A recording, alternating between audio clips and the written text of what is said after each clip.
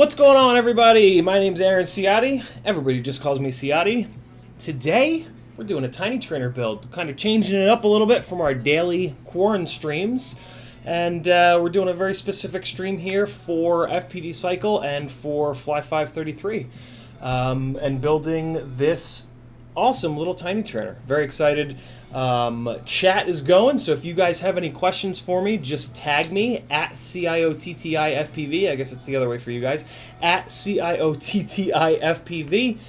That'll light your comment up in orange for me so that I know it's coming my way. Otherwise, if you don't tag it, I'm just going to sort of assume that you guys are talking amongst yourselves in the chat. So let's jump on into it. What do you guys say? Let's build a tiny trainer. I've had mine for a little bit here, and I've just been kind of waiting for the right moment to build it, and right now is the moment. Actually, you know what, before we go over to the bench, let me give you guys the specifics of what's going on here. FPVCrate reached out to me and said, hey, any interest in working together with us on the upcoming Tiny Trainer crate that we're doing? And I said, absolutely. I've got a Tiny Trainer and a full build just sitting here waiting. And so yeah, I bumped that up in my sort of queue of builds, and it's kind of a perfect time for it. So down below in the description is an affiliate link that those guys gave me over to the FPVCrate store. So if you guys want to buy something from them, hit the link and I'll get a small commission from that. That would be great, much appreciated. All the FPV money stays right here. It all stays in the hobby. And basically, I use it to do every Monday. Every Monday we do 4 giveaways, so I use it to buy those giveaways and to buy stuff for testing. I love to kind of head-to-head test a lot of different stuff, and yeah, that's where the funding for that kind of comes from. Because at my day job, I need that money to eat and have somewhere to live, somewhere to stream from, so that you guys can watch. So there you go.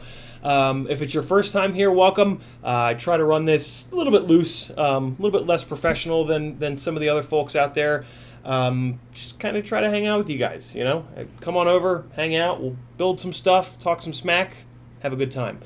So yeah, link down there, and then also I want to show you guys the actual... you may have already seen it. It's the thumbnail of this video, but I'm going to show you guys the product page over there on FPVCrate for it. So let's get that going here. Let me just maximize this so that you guys don't have to look at the chat. So here it is. Here's the list of parts down here. Here's a great little video by Nurk flying that thing around. Here's the parts list, though. I sort of bought all my own parts for this. And when FPVCrate approached me, they also said, like, hey, can you give a look to the parts list to make sure that everything on there is, you know, sort of going to be a good pick. And the parts list was handpicked by Evan Turner, and he did a really good job. Believe it or not, I have a lot of similar parts to what he spec'd out. The Five33 spec motors are coming out. I believe they're coming out in a week or two. Or no, I'm sorry, mid-June, April, May, June. Yeah, mid-June is when the Five33 spec motors are coming. They're going to be a 1404 4533, I want to say, is the KV. Don't quote me on that, but it's roughly 4500 KV.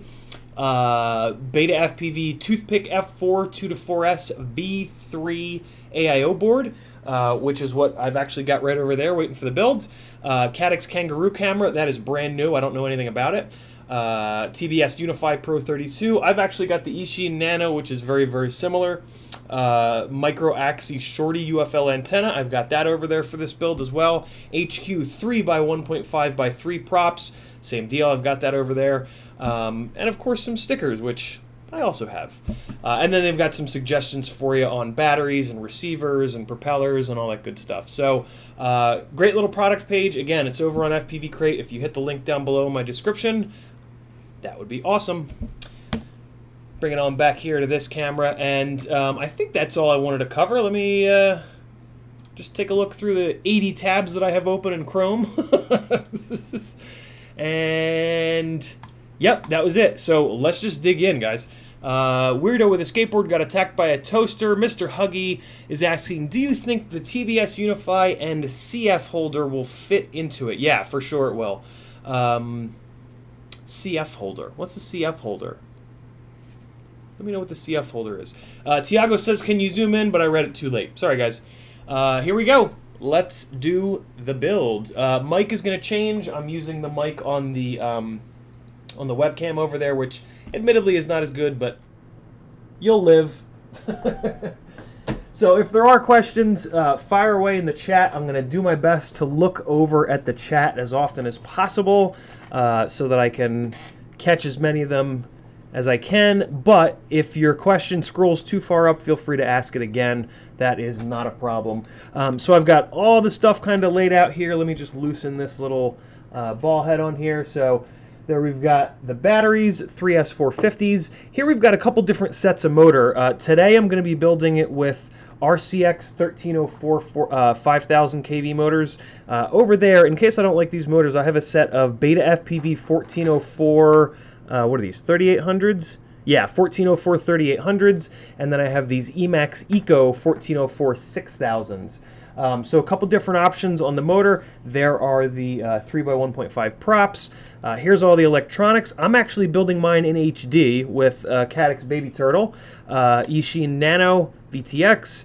There's the little Axie. I'm going to be doing an RXSR, and one of my super long time patrons, Tweet FPV, actually was kind enough to print me some red TPU for it over here, which should be interesting. And then there's the Beta FPV board, and of course the canopy on back there. For the record, I'm not going to be using this, but if you use your soldering iron, you can melt in a little hole in the back of the canopy there if you decide you want to use the little fin with the hole in it.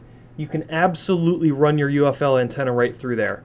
The only thing about doing that is every time you pull the canopy, you're gonna have to pop the UFO off. So that's actually why I didn't end up doing it. Since I'm gonna be building this in HD, I'm gonna need to get the canopy off every single time I gotta pull the HD card out of here, or the SD card rather, out of here. So yeah, I decided not to use that, which is totally fine. So let's get to work. I've done some of the more tedious stuff here in wiring up my LED race wires. Oh, Tiny's LEDs also has an amazing LED kit for this. I prefer the race wires with the LEDs. I like how they ramp up and ramp down, and I also really like that they don't have any additional wiring. So that's why I ran these guys. Looks like I didn't double-sided tape them down, so let's get that going real quick here. Looking over at the chat, see if there's any questions popping up. Oh, look at all that orange. Again, in the chat, if you want to send a question my way, all you got to do is @CiatiFPV before your comment, and then it'll light up an orange, and I'll be able to see it, and I will answer. So let's... Oh, you know what? I did ask... so apparently there's going to be a $50 gift certificate, but I need to get the specifics of that. Here it is. Okay. So people who share and like this live stream, there's going to be a drawing for a $50 off Tiny Trainer kit coupon, and that would be great. Just typing back to Santiago. And all right, fantastic. So let's get some VHB on these guys to get them stuck down. And tilt this camera up a little bit so you guys can see what I'm up to here. All right.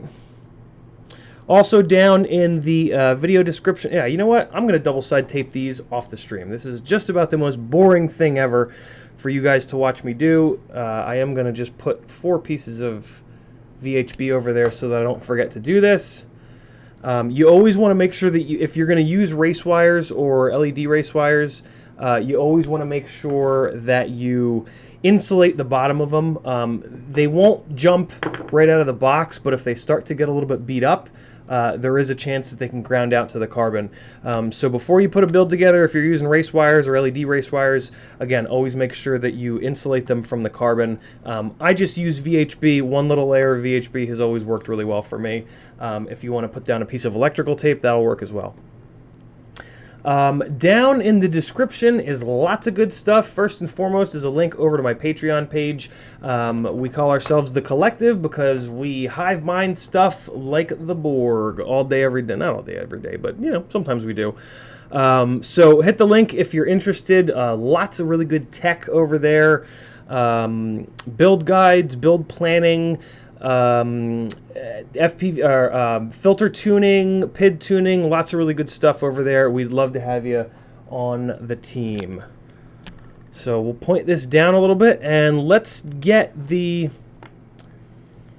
knock out the electronics first. We'll get those all hung off of here, and then I don't build with AIO boards super often. Nah, you know what? Let's do the motors to the AIO first. All right. So, believe it or not, you would think that this is the front of this frame, but it's actually not. This is the rear, and then the front has a TPU canopy that hangs off here. So, I got that wrong a bunch of times when I was trying to kind of put this thing together. Just sitting here like, why is that? This frame looks weird. Where does this big chunk of TPU hang? So yeah, just keep that in mind.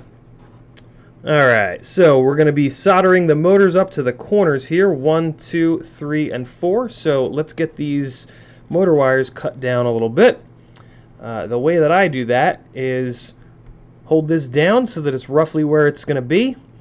Run these wires, hold them to the board a little bit past the pads, and then you're just going to cut a little bit of extra slack on them, just in case you have an arm that breaks. If you've cut these with a little bit of extra slack on them, it won't rip the wires off the pads nearly as easily.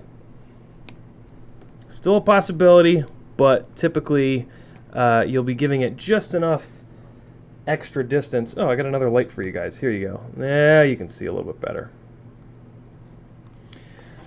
Alright, so those are the correct length now. I prefer to use my fingernails to strip the silicone insulation off of here because your fingernails are keratin, and keratin will not nick metal.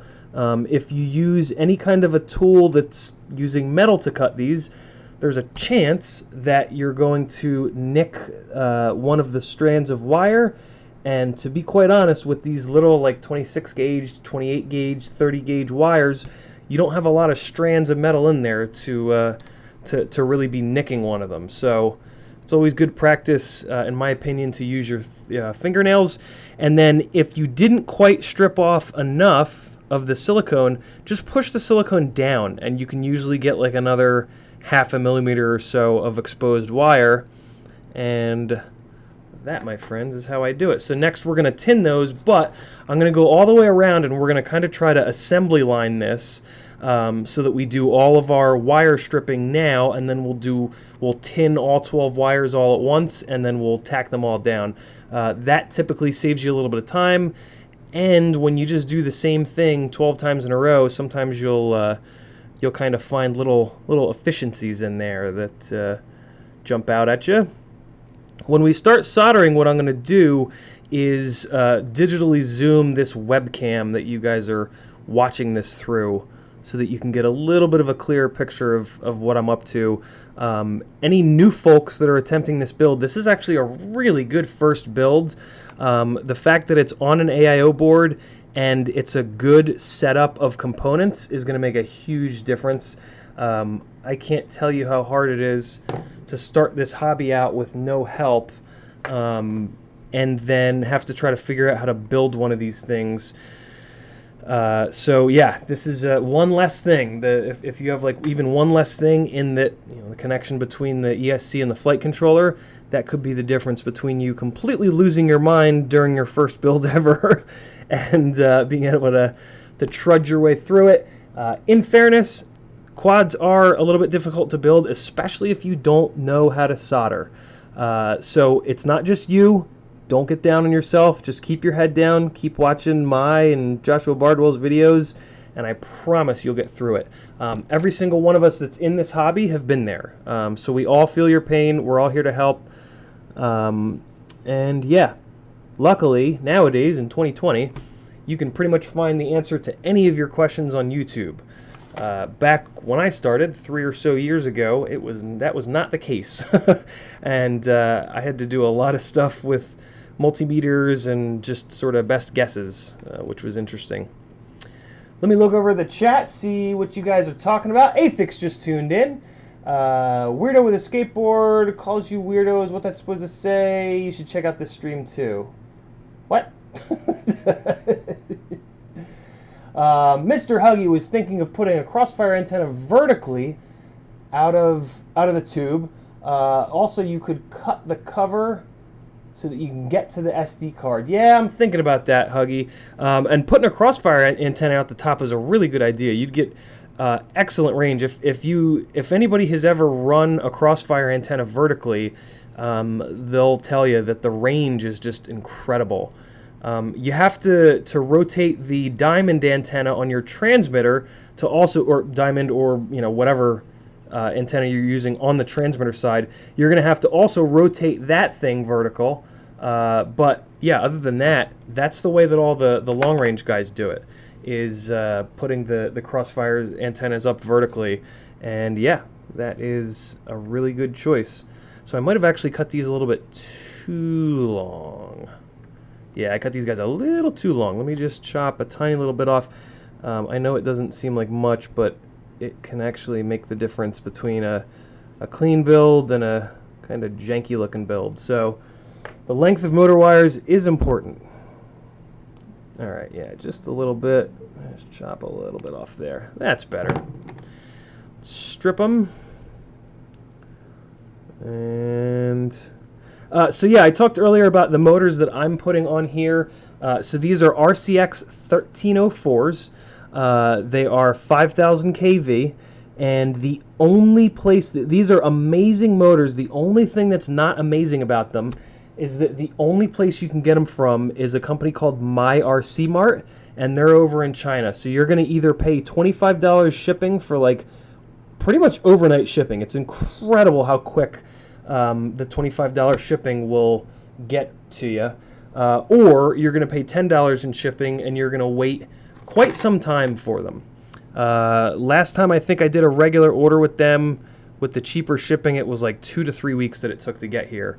So what I recommend is that you get all your friends, all your FPV friends together, and you do one big order, and that will split up that $25 shipping between a bunch of people, take a lot of the sting out of it, and you'll get your stuff all kinds of quick. I have no clue how their $25 shipping is so fast. It's really incredible. For $25, it's kind of a good deal in a weird way. But yeah, great motors. I've been running these motors for a long time. I guess maybe that's the other thing that I don't love about these motors, is that they haven't had any kind of like an update done well, maybe ever actually. I've been running these motors, like I said, for 2+ years, I think now. Maybe almost like 2.5 years. That I've been running these motors on different builds. Usually I run them on builds that are up in the 160 to 180 gram range, but we're going to see how they are on here. What I'm most curious about is the KV. The main reason that I'm running these is that the 5,000 KV I think is really going to be nice for freestyle, and these are a very smooth running motor. If you don't know, in the micro world, it's very hard to find smooth motors, and the notchy motors tend to have a really hard time with the PID loop. Essentially, the notchiness of the motor has a lot to do with the amount of, basically, that notchiness creates vibrations. All right, so you see, I forgot to mention something very important. When you're stripping these wires with your fingernails, it's important to really dig your fingernails in, and then right before you strip the wire, it's important to go and just do the Andre Agassi effort scream, because when you don't dig your fingernails in hard enough and you just pull on the silicone, you can really kind of screw the wire up. I mean, it's not the end of the world, you just solder a new wire on, but yeah, very important to give a grunt. I haven't given any grunts yet, and it caught up with me. So Got that one. See, it's perfect. All you got to do is grunt, and it fixes it every single time. And yeah. All right, so there we go. Hopefully that didn't blow anybody's eardrums out. And just slide the silicone down a little bit here. All right, there we go. So let's get some tinning done, but first let's make sure that I was kind of getting all handsy, and I think I touched some of I touched some of these, and there's a couple little stray strands of wire. So let's get all these guys straightened up here so that when we tin them, we're tinning them nice and flat. This is another thing that's really important with these AIO boards. The pads are very small and the pads are very close together.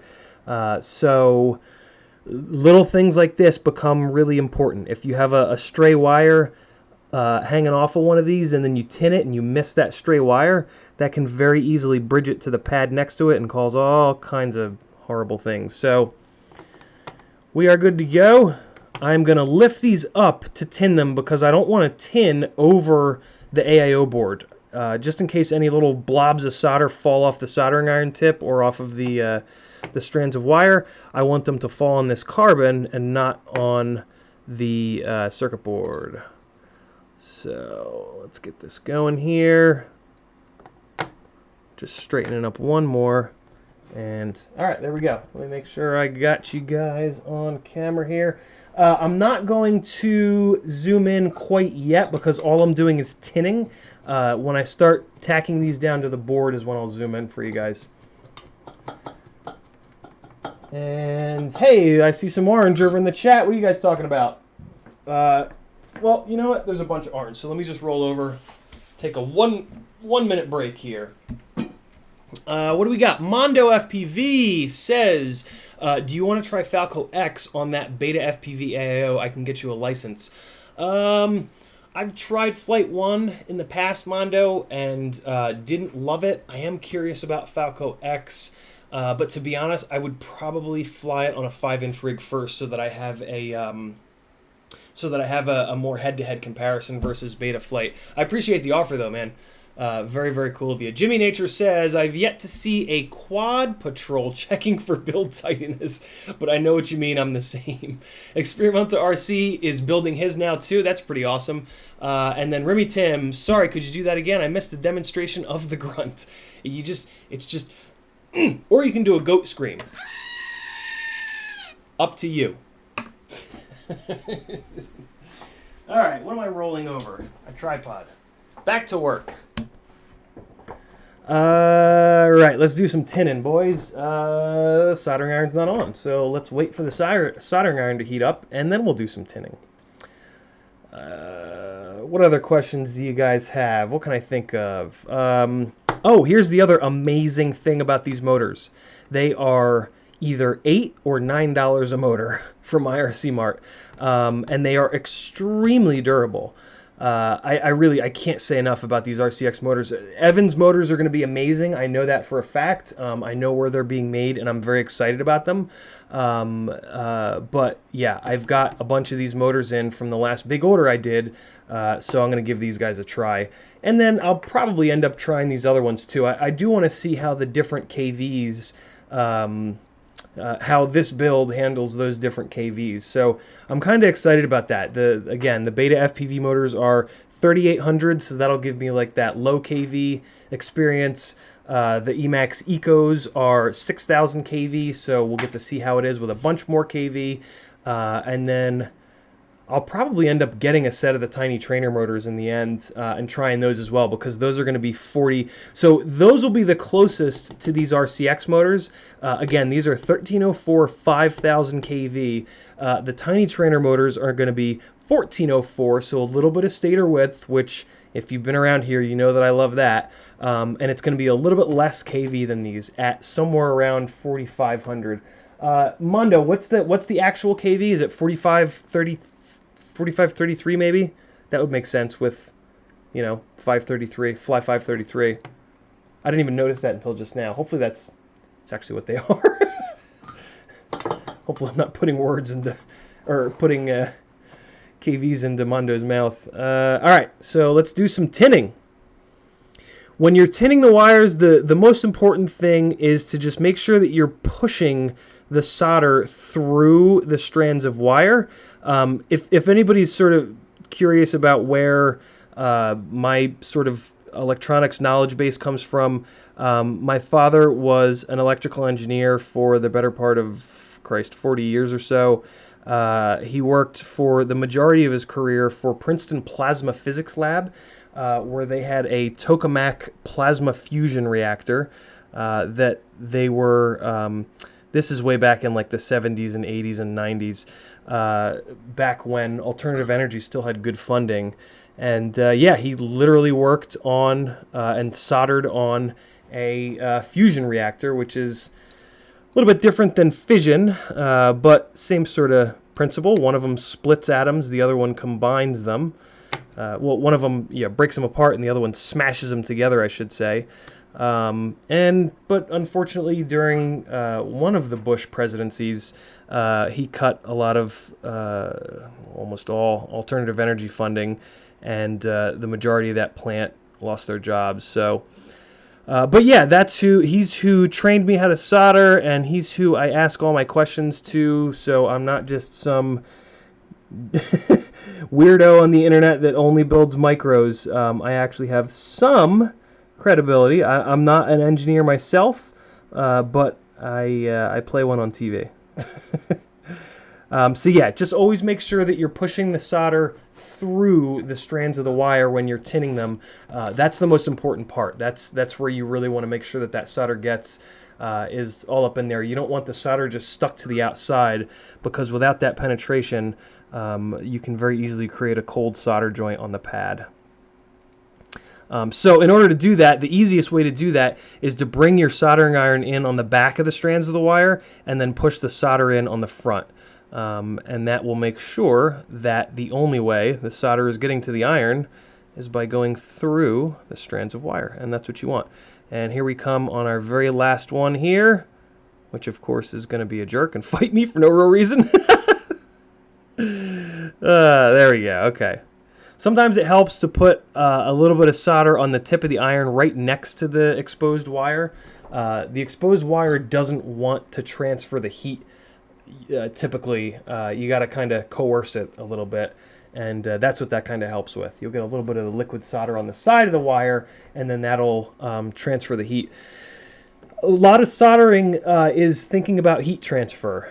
Try not to think about the wire and the liquid and whatnot so much, and just think about heat transfer, because that's really all you're doing. All you're really doing is putting heat into a connection between liquid solder, strands of wire, and a pad. So the next thing we're going to do is tin the pads themselves, and the best way to do this is to put the soldering iron down on the pad so that you're transferring heat to the pad itself, and then add solder to the pad. This is the best way to know for a fact that the pad itself is hot enough to accept the solder. It's very hard to do on some of these smaller boards. Let me zoom in and I'll give you an idea of what I'm talking about. Grey Dogs FPV asks, if I have a 65 watt max soldering iron and my power supply is 120 watts, is that okay? I think so. Max. Yeah, because it's just gonna, the 65 watt max is just referring to essentially how hot the soldering iron is going to get, how much juice the soldering iron has inside of it. So you should be totally fine. Eric Farmer asks what AIO you have there. This is the Beta FPV AIO, which is the same one that FPVCrate is including with the Tiny Trainer kit that's coming out next month. Is it next month? Yeah, it's still May. Hey, there we go. And Remy Tim gave me an up arrow. There it is, 4533. Look at you guys go. 533 in the KV of the motors. You clever fellas. I can't believe I didn't notice that until just now. I've been talking about those motors forever. Okay. Oh, yeah, right. I wanted to zoom this webcam in. Here we go. Digitally zooming. All right, so now is when I will Weirdo says he shared the stream with Larry. Does that count? Nah, I think you gotta actually share it on social media platforms. What I'm talking about there is FPVCrate. Just let me know that if you like and share this live stream, you're going to have to share it over on Facebook, that you're going to get entered into a contest to win a $50 off coupon for the Tiny Trainer kit when it comes out. So that is pretty cool of them. That is a great little dealio there. All right, so just moving everything out of the way, or as out of the way as I can. And let me get this centered for you guys.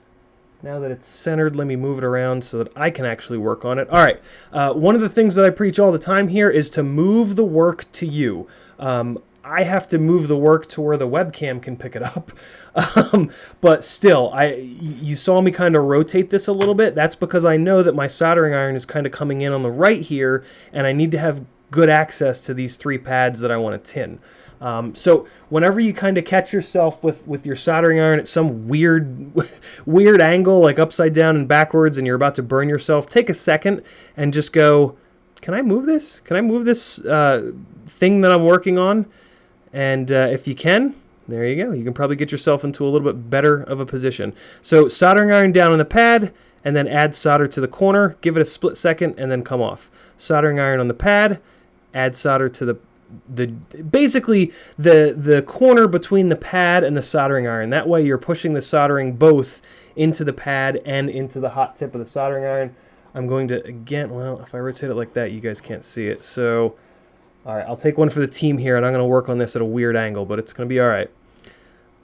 Soldering iron down, heat the pad up, add the solder. It helps if the tip of your soldering iron is a little bit is tinned already, because the liquid solder is going to transfer the heat really well. And I will explain why in a split second. So now these two have bridged. That's okay. We're going to go and we're going to put the tip of the iron on both pads, and then we're going to pull outwards to unbridge them. So both pads, wait until the solder flows and is liquid, flick outwards. And it didn't work that time. So we're going to put the, oh, and I just touched my light here.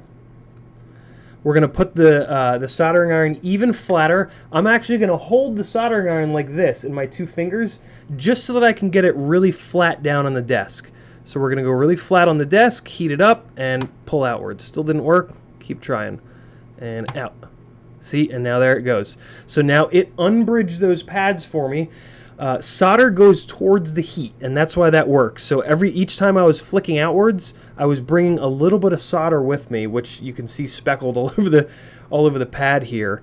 So that's basically what you're doing there. You're getting it hot, and then you're pulling outwards, which attracts the solder with it, and that's why it will typically break that bridge. And now I just put the bridge back in it. So let's clean the tip of the soldering iron so that there's no existing solder there.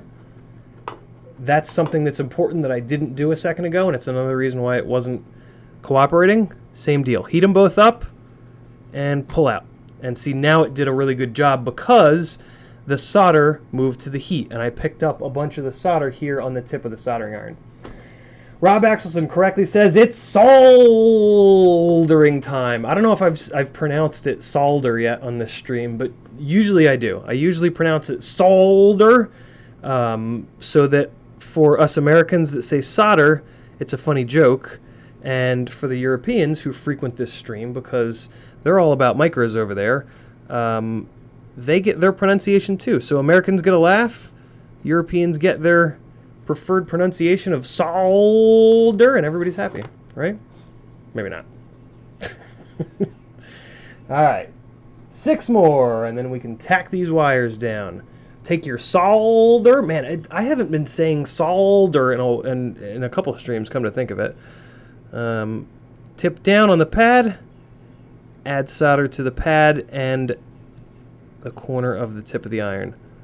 Heat the pad up, add the solder to the pad. Heat the pad up, and now I got to come in at a different angle. That's okay. Add the solder to the pad. You want to be quick, but you can take time. As long as you don't have one of these soldering irons that has no thermostat that runs at 1 billion degrees all the time, and if you are using one of them, you got to be really quick. But if you have a soldering iron like a Hako or a Weller, I have a Weller 1010 here. Basically, if you have an iron with, what the hell happened there? If you have an iron with a thermostat that you can set it at a comfortable temperature like 650 or 600 or 700, then you have a little bit more time on the pad. So there's actually a chance that this pad just lifted, and I just hit the light again. All right, so let's clean the tip again. Let me rotate this light around so that I stop hitting the button. There's a novel idea. All right, now we got it. Soldering iron flat, get both pads to flow, and pull outwards. And see, now that did flick just enough solder off to clear that joint. So the corner of this pad looks kind of strange. I'm going to remove the solder to take a look at it. If you, in my opinion, if you have a that desoldering pump thing with the trigger and the plunger and all that jazz, throw it in the river. I don't like those things, and neither does my father. He basically explains it as when you push the button on the solder sucker, that's what it's called. When you push the button on the solder sucker, your iron is down on the pad, and the pad is really hot. And what can happen, well, what does happen is when you push the button and the piston moves, the solder sucker smashes itself because of physics, right? It smashes itself into the pad, and it can very easily move. So the pads themselves are just glued, believe it or not, to the PCB. So when you get the pad hot, it gets the glue hot. And when you then have something that smashes into that pad, that's a good way to lift the pad. He and I prefer this solder braid. You can get it on Amazon. I believe I have a link down in my description. But this is what it looks like. It's also called solder wick. You always want to make sure that you get the stuff with the rosin in it. Make sure that it has rosin in it. This one here is made by Chemtronics, and there's the size if you want to get this one. This solder wick works exactly like you just saw. You put the solder wick down, you put your iron on top of it, you give it about a full second. It takes a little bit of time for the heat to get through it, but then it pulls the solder right up into the braid because the braid has rosin in it, and because, like we just talked about, solder flows towards the heat. So there's a little top tip. Ciotti FPV's top tips coming at you on 106.6 on the dial. Should I stop doing that, guys? Do you hate it yet? Or is it still somewhat amusing? I'm cool either way. All right, so it doesn't look like, it just looks like this one pad tinned a little bit funny. So let's re-tin. Athix, I see you. Not going to say it. Got to be professional in this stream. All right. Let's get this. Yeah, there we go. That's tinning up just... No, it's still leaving the corner. Very strange. Oh, nope. There it goes. I just didn't have quite enough solder on there. So we're good to go. What else is going on in the chat? William Barlow, what size solder do you prefer? Whatever size this is. Let me pull it out of my box here. Oh boy, that's a weird thing to say out loud. Here's what I've been using, and it's been working fantastic. MG Chemicals. Come on, little fella. There it goes. And I should have a link to this, again, down below in the description, which will be an affiliate link. So if you're doing an Amazon order, click that affiliate link, even if you don't want to buy the solder, and a small percentage of your order will come to me, and then I'll spend it on more stuff for testing. What do you think of that? Weirdo with a skateboard. So my iron glows. Wow, glows red hot. Is this a problem? It's even more dangerous than that toaster. Yeah, it shouldn't be glowing. It should not be glowing, brother. You're gonna want to check that out. Not a good sign. Okay, so when you're soldering down to the pads, always give a half a second of thought as to where the tip of your soldering iron is going to be. And when I say that, what I mean is, are you going to solder from right to left or left to right? I'm right-handed, so typically I try to solder from left to right so that I do this joint and then this joint and then this joint. If I were to solder right to left, by the time I got to the third joint, there'd be a problem. There'd be a possibility that the fatter part of the soldering iron would be touching these other joints and getting them hot and ruining them. So give that, like I said, a split second of thought before you go tacking stuff down to your board. So let me move these two guys out of the way so that I'm just working with this one here, which is my farthest left. And let me make sure that I got this centered for you guys. There you are. Let me rotate it for you so that you can see a little bit better. That's pretty good. All right. And so I like to solder these straight out like this. I don't like to face them inwards, mainly because wire is heavy, all things considered, compared to these builds. So any way to have a little bit less wire is a good thing. I'm going to basically use in my building. Words are hard sometimes, guys. I don't pretend to be a wordsmith. All right, 1, here comes 2. So,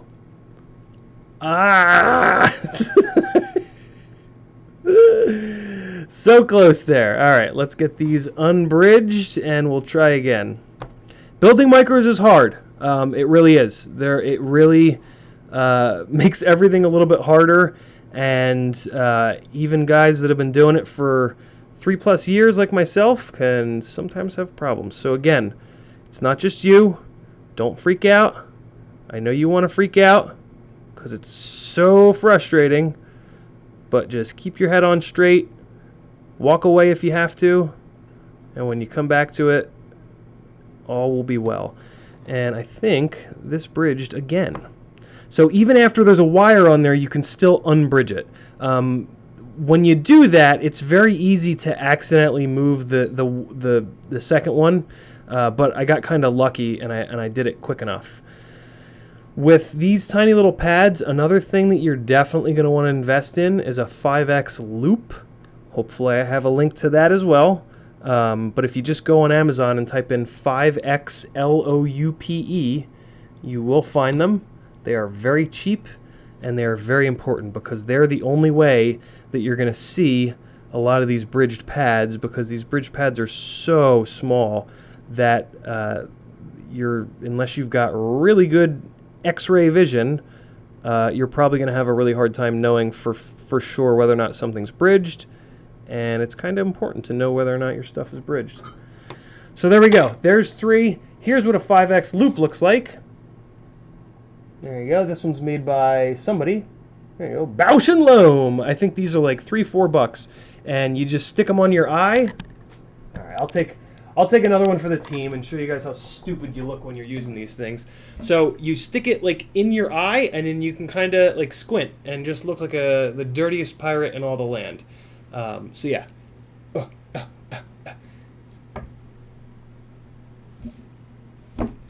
There you guys go. Meme that all you'd like. Rob Axelson, you're fighting an uphill battle. Next time, solder to the board first, then cut and solder to the leads. You know, I've done it both ways, Rob. I don't have a preference, to be honest with you. Because if you solder the board first, then it makes soldering here a little bit more difficult.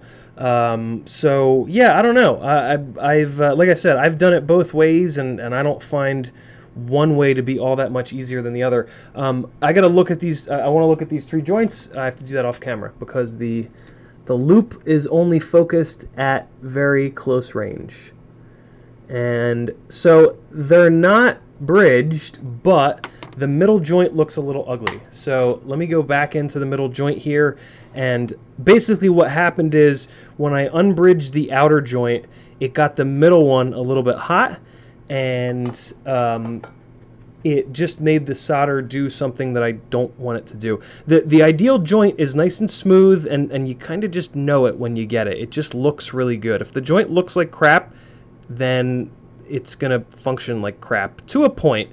There is... you can say with some... You can kind of say, like, it really doesn't matter because I'm just going to crash it and rip it apart in a week anyway.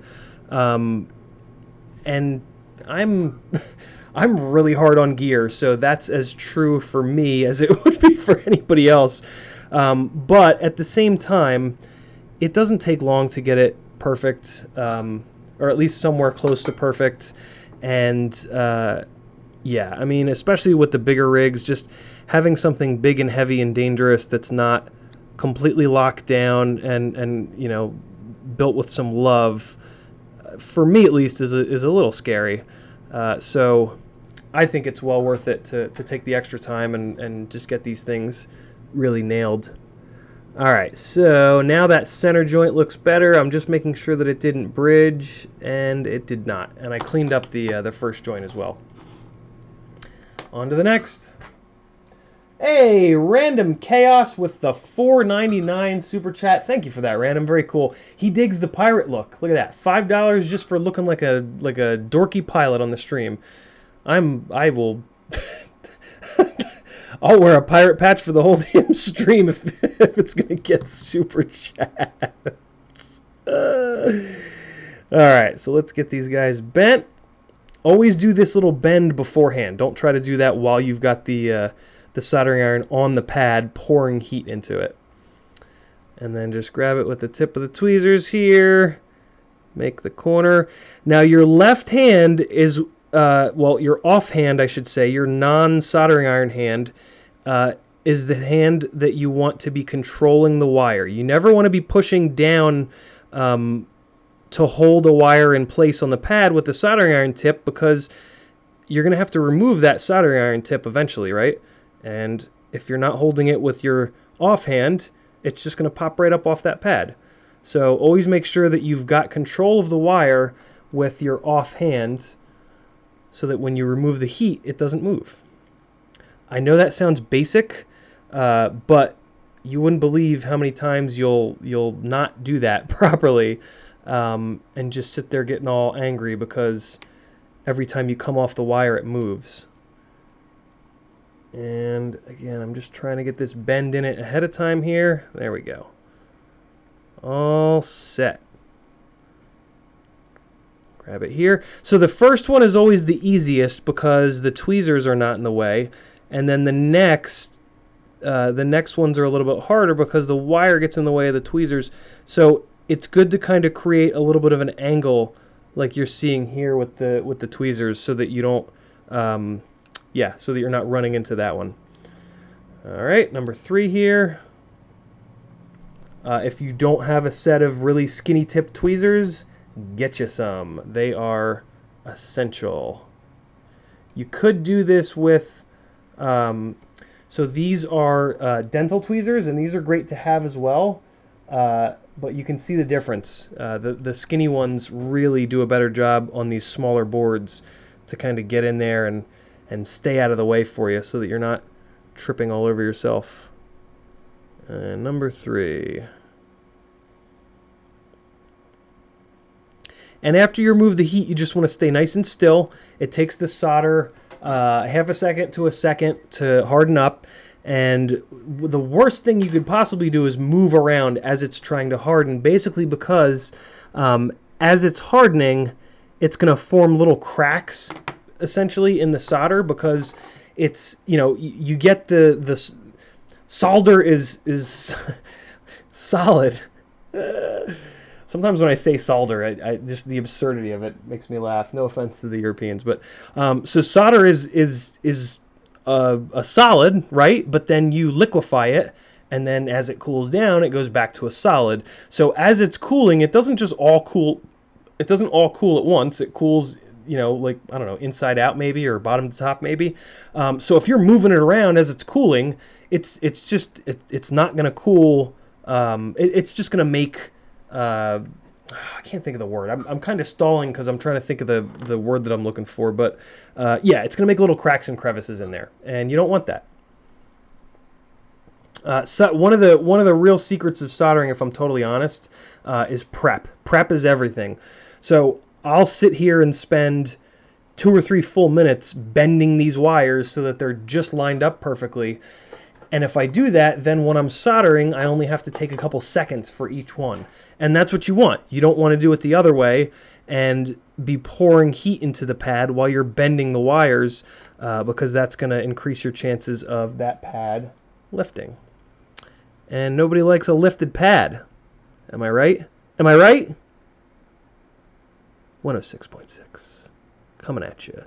All right, so I put the tip of the soldering iron on that tinned wire and nothing happened for like 2 full seconds. And that's because the tip of the soldering iron is completely dry. It's hot, but it's dry. So what we want to do is make sure that we're going in hot with it tinned. And by tinned, what I mean is it's got a little bit of solder on it. That way, there's a little bit of liquid solder, and that's going to wrap around the tinned part of the wire there and allow you to bridge the pads. All right, here's how you unbridge them. Make sure you guys can see. All right, take all the solder off the tip so that the tip of the iron is hot and dry. And then we're going to go to the pad next to it. We're going to watch for it to liquefy and then pull outwards. And we'll do it one more time because it didn't quite get it. Pull outwards. And we're removing solder, so it's good, but we're just not quite there yet. Heat it up and pull it out. Wow, it's fighting me. Like I said, not just you. Jeez. Okay. Let me hold the soldering iron really flat to the table. Explosive Fruit says, is it worth getting the tiny trainer? I mean, I think so. This is one of the... I have not... see, and that's what you don't want to do, but that's what happened. So this is the first frame that I've seen in a long time that really like innovated on a bunch of things. And that's really cool. That's what we need. As much as I love just regular old Alien style frames, and I do think that they are the best of all, the best sort of all-arounders. Frames like this make me so happy because like having the TPU front and like the fact, even just the fact that it was designed as a miniature version of the racer, like that's really cool. That doesn't happen very often. So I'm really digging this frame. I'm super interested to see how it crashes. The canopy is something that I think is going to be incredibly durable, and the camera is going to be in TPU. So there's a lot of really interesting things to this frame that I kind of can't wait to see how they perform out in the real world.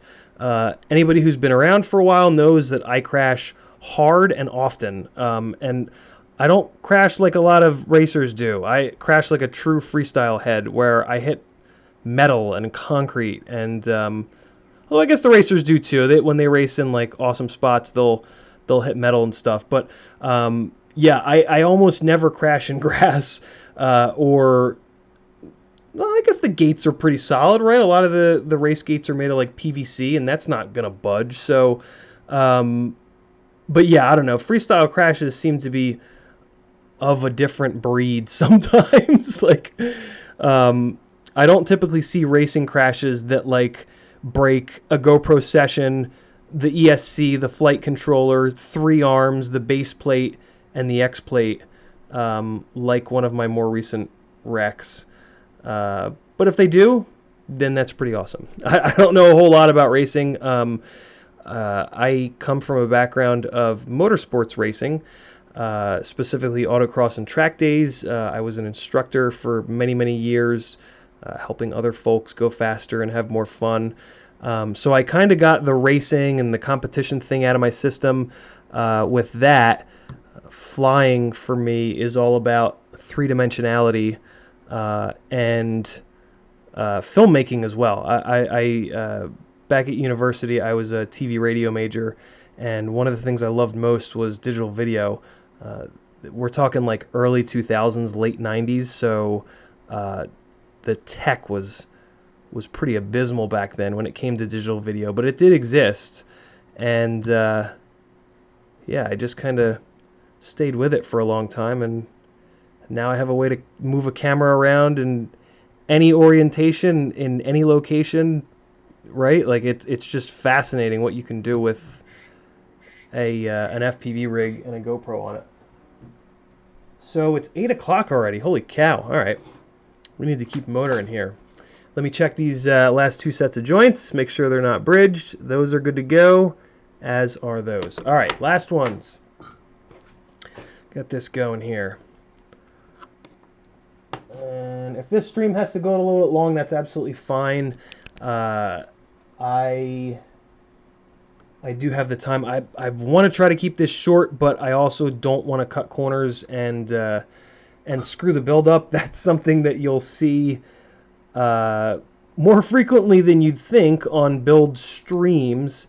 Build edits, you know, you edit it down to 10 minutes and it's like, oh yeah, builds are easy. They're really not, especially micro builds. It takes time, and if you rush it, it's just so easy to miss something. So take the time, build it right, and you'll be much better off. Especially with micros too, man. Everything is just so close together. I've been building micros for over 3 years now, and if you watch any of the Corn streams back, you'll get to see me blow up multiple things, multiple flight controllers, and I might have blown up an ESC in there. I thought I blew up a Tarsier, but I actually didn't. Yeah, man. Very, very easy to screw up when you're building a micro. It is kind of comes with the territory, and that guy just bridged on me. The other thing you want to be really careful of is when you let go of a wire that has solder on it, just watch, because it's going to want to flick a solder ball, and if it flicks it onto the flight controller, it can really ruin your day, as it bridges 2 components together and goes boom. All right, let's try that again. You guys still see what I'm doing? Kind of, sort of. Let me move it down here. Okay, here we go. Make sure that you're trying to hold the wires as flat down to the pad as possible. Ideally, you want the wires to be flat on the pad, and then the solder is going to be you actually want it to be convex, but it's really hard to get it convex, so getting it concave is fine. The big thing is to try to just get the wires down as close to the pad or touching the pad as you possibly can. You never want to have like a big blob of solder and like an entire millimeter of solder and then the wires. That is not a good solder joint. That is not going to be a strong solder joint. More solder is not necessarily better. I think this might be a little bit too close to that first one. Let me take a look. Hard to tell. Hard to tell. But here's a trick that I like to do when I've got 2 joints that are a little bit too close for comfort together. Like when I look at the little solder blobs, I think that they might be, they might bridge. Here's what I do. I grab both of those wires with the tweezers, grab them nice and hard. I'll just actually grab all 3 in this case. So grab the offending wires, clean off the tip of your iron, and come straight down with the flat part of the blade in between those 2. You're going to heat them up and then pull out like that. And now that just really put a nice groove in between numbers 1 and 2, the first and second wires there. So there you go. There are all of the motors all nice and wired up through LED race wires. Now we can move on to the receiver, VTX, and HD camera setup. Let me take a quick drink of water. Zach Barnes asking, should we wait for your affiliate link or is that up? Affiliate link is down below in the description. Should say something like, if you want to get one of these, click here.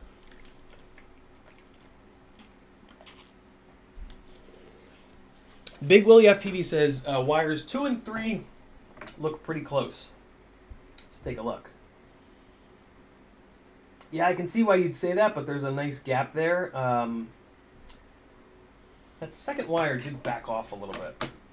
Let me just push that second wire up a little bit. When I did that little trick, I must not have been clamping hard enough because the second wire started to pull itself out a little bit. Oh, here you guys go. Sorry about that. So let me just do this. I'm just going to grab this wire and I'm just going to push it forward ever so slightly. Tip of the soldering iron is dry, which is why it took so long for it to liquefy that joint. But there we go. And let me just hit this one more time. This one's just kind of sitting up in a weird way. I think I might have gone in with a little bit too much solder on it the first time. Yeah, that's a little bit better. That's nice and flat. Okay, there we go. That makes me happy. All right, got my water. I think I did see another question that I wanted to hit, though. Let's scroll up a little bit. Rob Axelson asks something that I'm not going to say out loud. You guys are the greatest. Wolfram von Dobschutz. Wow, I think I might have gotten that pretty good. How did I do, Wolfram? Just finished the Tiny Trainer as my first build. Awesome. Really bad at soldering, but for some strange reason, the TT really flies. Haha, awesome. See that, guys? It's not impossible to do. It is not impossible to do. And for the record, everybody that I've ever talked to in my whole life, realistically, it's only over the last 3 years that I've been to FPV, but everybody I've ever talked to about soldering says that they suck at soldering. So, again, it's not just you.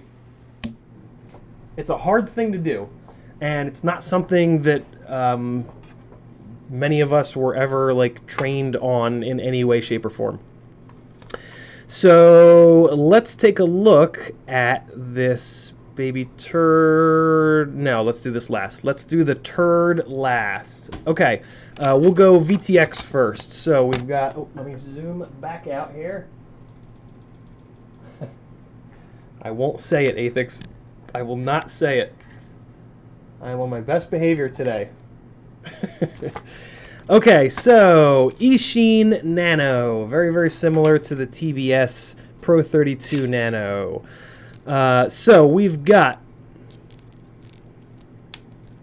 5-volt in, ground, RX, and then 5-volt out, which I'm not going to use, ground, and then video. So the 5-volt out and the second ground I am not going to use.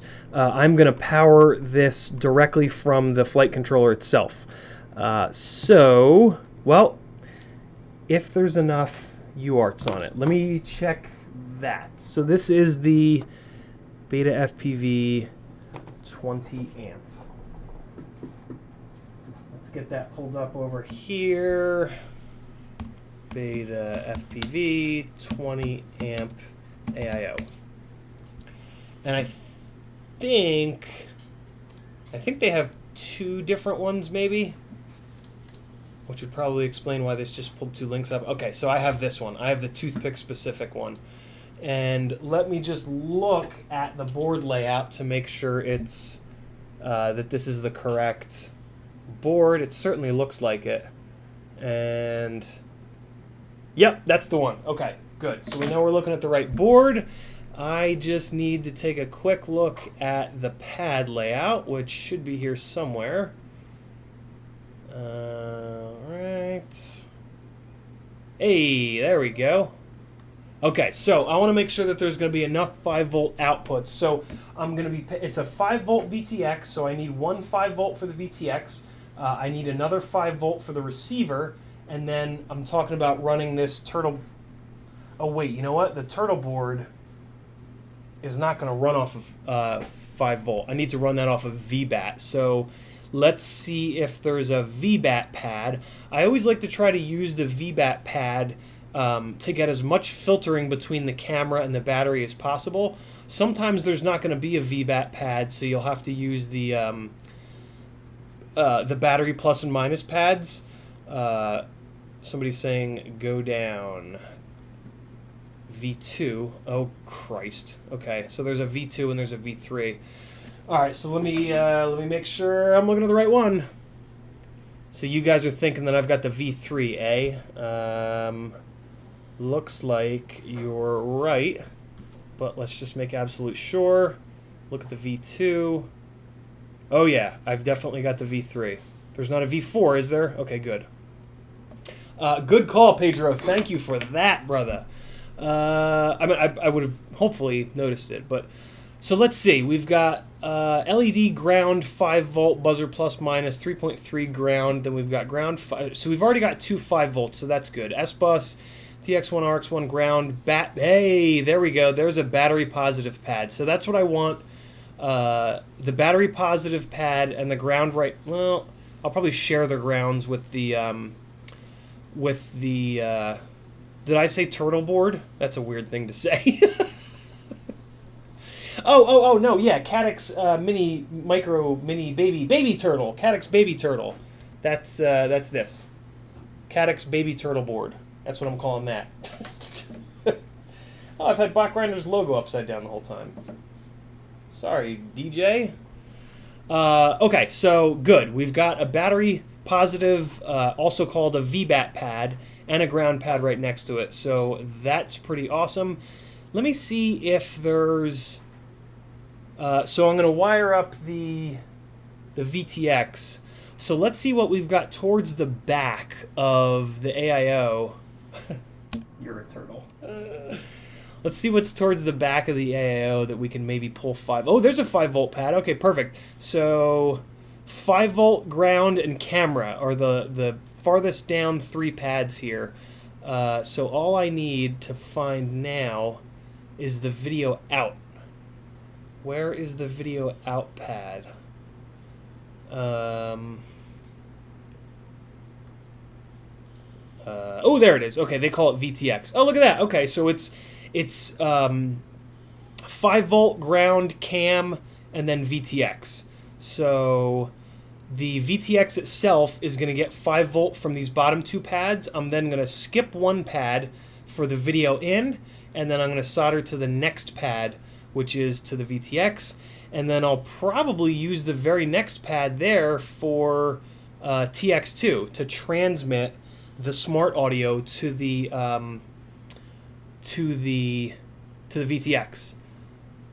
Let me just check where the S bus is coming in though. So that's the other thing. So if I'm going to put the smart audio on TX2, I want to make sure that S bus is not already on TX2 or RX2 rather, because that won't work. You can't share the same UART. So let's see what UART they've got the S bus pad on. Hopefully they tell us. Let's just do a quick Control F and search for S bus, and it doesn't find anything. All right, let's do some scrolling and some reading to see what we can find here. All right, supports XM Plus, programmable. Okay. Oh, it tells me right here. Well, it tells me on the V2 board. On the V2 board, S-Bus is an inverted RX2, so that's not a good sign. Let's see what it says. Yeah, it doesn't say that on the V3 diagram. What's interesting is S-Bus is right next to TX1. Oh, but then there's an RX1 right there. OCD FPV says S-Bus is UART1. I'm going to take his word for it because he sounds pretty confident. And confidence is everything. OCD, do you have the V3 version of this board, I'm assuming? Alright, so we should be good. Worst case scenario, I have to jump 1 more pad and go over to TX6. And OCD said yes, so we're good. Alright, cool. So yeah, we'll use TX2. That's pretty awesome. But what I am going to do is desolder these 2 wires that are... Oops, sorry guys. Oh, God. I'm going to pull these 2 wires that are 5-volt out and ground because I'm not going to use them. So that's the 1 in and 2 in from the bind button. So let's get that taken care of.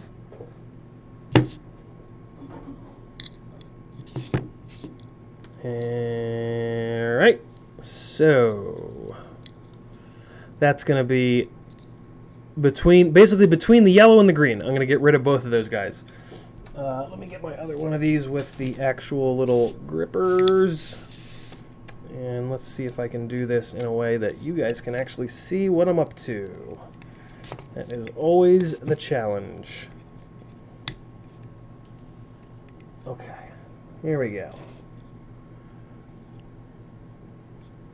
All right, if you put heat shrink over the jaws of your little alligator clips here, they will be a lot less vicious on the PCBs. Another top tip for you guys. Alright, so that, I think, now you know what? I'm going to turn it like this, because I'm going to come in with the soldering iron like that, because I want to try to not heat these other ones up and have them fall off. Fair warning, these tiny little VTXs are very difficult to solder onto. So if you're new, you might just want to clip these wires and then shrink wrap the end of it so that there's no chance of it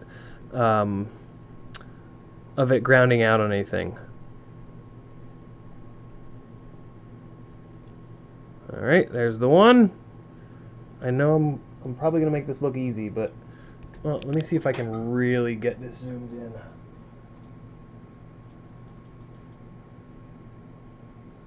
Look at that. Look at that. I've always wanted to get the this webcam to get that good of a view of soldering, but I've never been able to until just now. The stars have aligned. Also, when you come into ground pads, all of the ground pads are connected in electronics. So what happens is when you come in on a ground pad, the heat spreads out, and it's always going to take a little bit longer to get that pad to fully melt and get your work done on it. So there you go. That's why that took so much longer. I think I want to move this yellow video wire up a little bit. It's looking like it's trying to fall off a little bit. Should be totally fine, but just for the sake of thoroughness, let's just, yeah, there we go. That's a little bit better. And that went a little bit cloudy, not the end of the world. Basically what that means is that the flux burned off of it.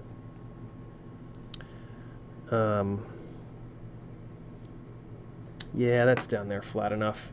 There is a big old blob of solder on there though. Let me get that off. I want this to be looking good. Got to be on my best soldering behavior for you guys. I don't want anybody to be half-assing stuff and then say, well, see, Adi does a shit job and his stuff flies good. Alright, let's get this back on here. Got a little bit of fresh solder with rosin, flux. Hold it still. And it went gray again, but not the end of the world. If you can get it soldered down and then you give it a little tug and it doesn't pop off, you're going to be fine. There is a school of thought that by tugging on these, it weakens them a little bit. But I'm more concerned about it falling off really easily than it falling off under like a bunch of stress. If there's a bunch of stress on these wires, like a big crash, I'm kind of okay with it failing. After a big slam, you want to be checking all your gear. Explosive Fruits asks how the Glide hammer is going. Few shops in Australia have the Glide in stock, and I've got one on pre-order. Very cool. I dig it. It's a very heavy build. That's my like mid-range, long-range build. But that frame is fantastic. The Glide frame is hands down my favorite 5-inch freestyle frame. Alright, and I just checked these all with the loop to make sure that they're looking good, and they are. So, now we get to start planning where stuff is going to go. So basically this sort of what I often call communications package is going to sit right down there, right in the way of the, the battery wire. Maybe I'll run the... Will this fit? Oh my god, it'll fit.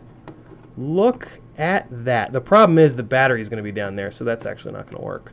But it won't be a problem for this to go up and over but they do include a couple really interesting little pieces that I might actually use.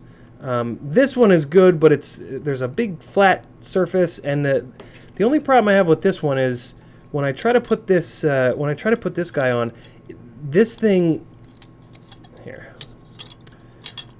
So this thing doesn't like it kind of wants to be on the bottom. It's a little bit wide. If it were a little skinnier, I would kind of like to run it up, like run it up high on the standoffs here, right? Oh wait, you guys can't see. I would like to run this high on the standoffs so that I could sort of float the receiver and the VTX, which would put it out of the way of these wires. But not the end of the world. I think what I'm just going to do is pull these wires upwards a little bit, and I'll just run them up and over the receiver and VTX. Rob Axelson says, don't forget the heat shrink. Oh my goodness. Good call, Rob. Heat shrink is always the thing that gets forgotten. So, I mean, what I could do, I was going to just use this as two little zip tie holes for the VTX antenna. I was going to either put it up like that, or technically I could run it out like that. But I think I'll keep it inside. I mean, you could also just zip tie them to the there's going to be two standoffs here, but nah, I think we'll do it this way. And so yeah, basically this is just going to sit here, and I wonder, is it skinny enough to fit? Oh yes, it is. Oh, that's going to fit there nicely. That's going to get held in by this standoff. That's cool. And then I'm just going to run these guys up to the front arms, and like I usually like to do, run them out off the front arms like that. All right, cool. So that should be good. Let's get some of the wiring done on this VTX, and then we'll move on to the receiver. Oh yeah, that's a good idea, Rob. TPU is hard to file, though. I would actually just come at it with some clippers to chop some of that off.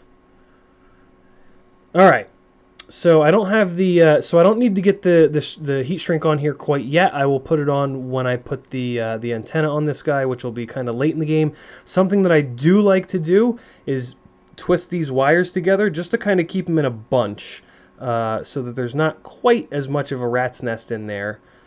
Some people do this because they think that it reduces, there's something called twisted pairs. Some people think that this reduces electrical noise. Unfortunately, it does not. But I still like to do it because it keeps everything together. So we're going to be using 5-volt ground. We're going to skip one. We're going to use out, and then we're going to use T2. So let's tin those pads. And yes, they are wee little pads. So let's be nice and careful here.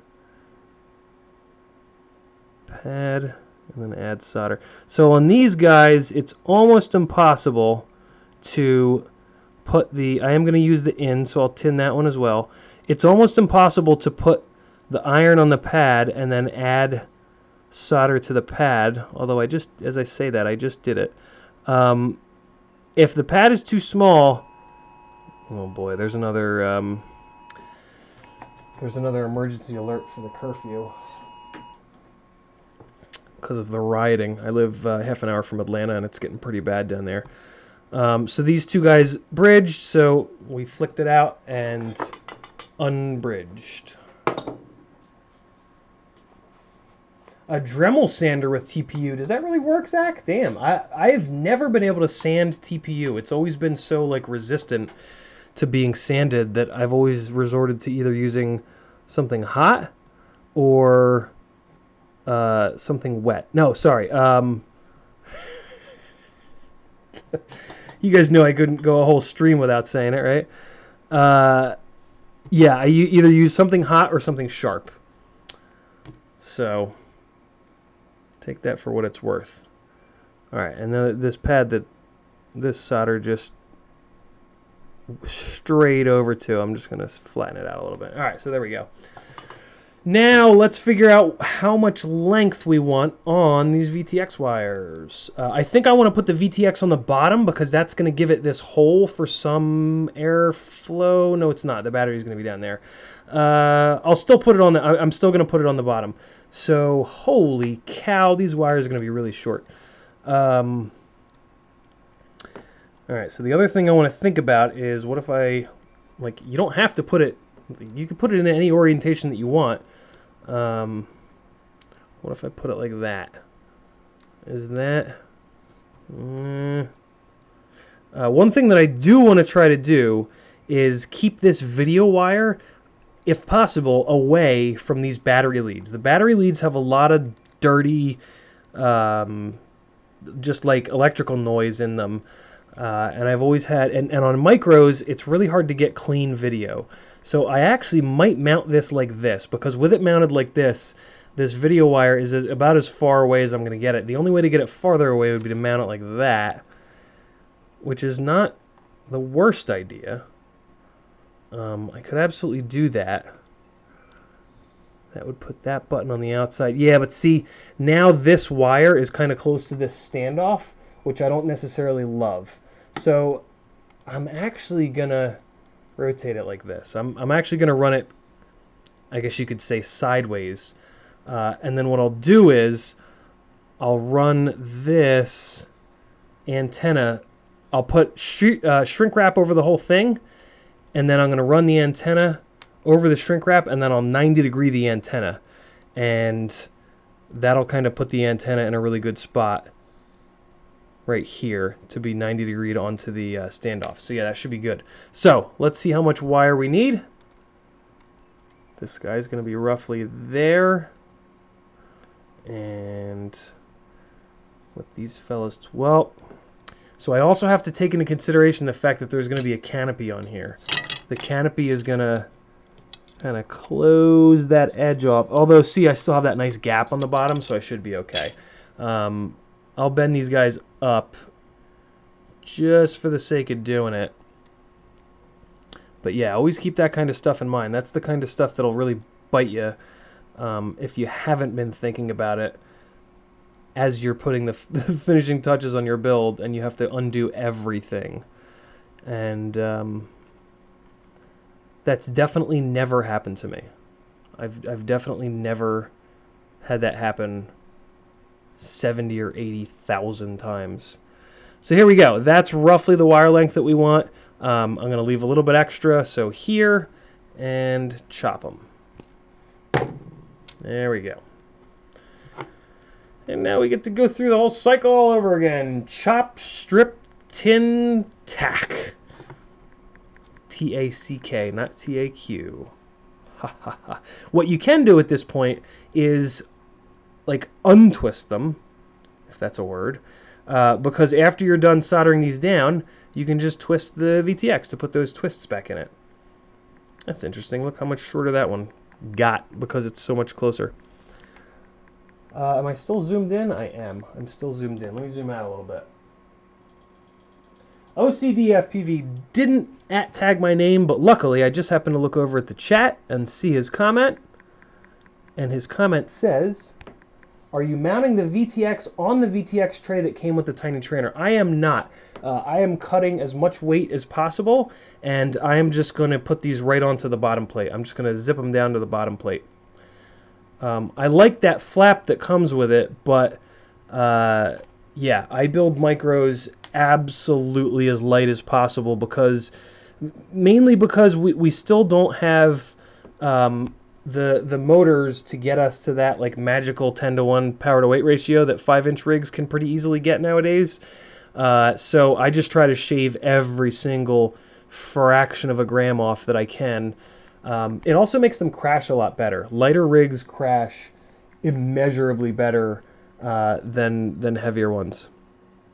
So a couple different reasons there, but they on Thingiverse you can also get this little guy, and I was going to use this little guy, but I don't think I'm going to need to. We'll see, but I don't think I'm going to need that little fella now. Now that I'm just going to put the I'm just going to be putting the zip tying the VTX antenna to the standoff. So I think I'll be okay without that guy. Where did my solder go? There it is. All right, clean the tip. And let's do some tinning. There's one. There's two. 3-ish. And 4. Get this ground wire a little bit better. There we go. All right. So now, and to save time, I could have also run the wires for the receiver and tinned those at the same time, but I forgot.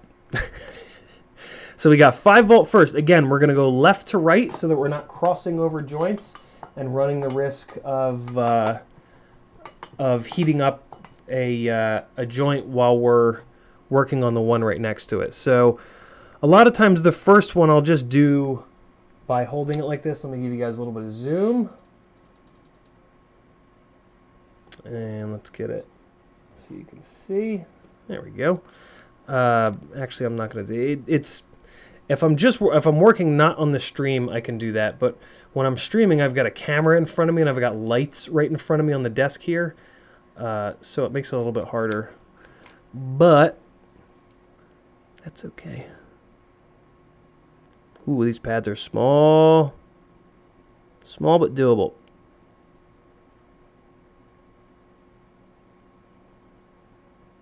All right, there's our first one. Here comes our ground. Also, make sure that the stripped part of the stripped and tinned part of the wire isn't like bent upwards.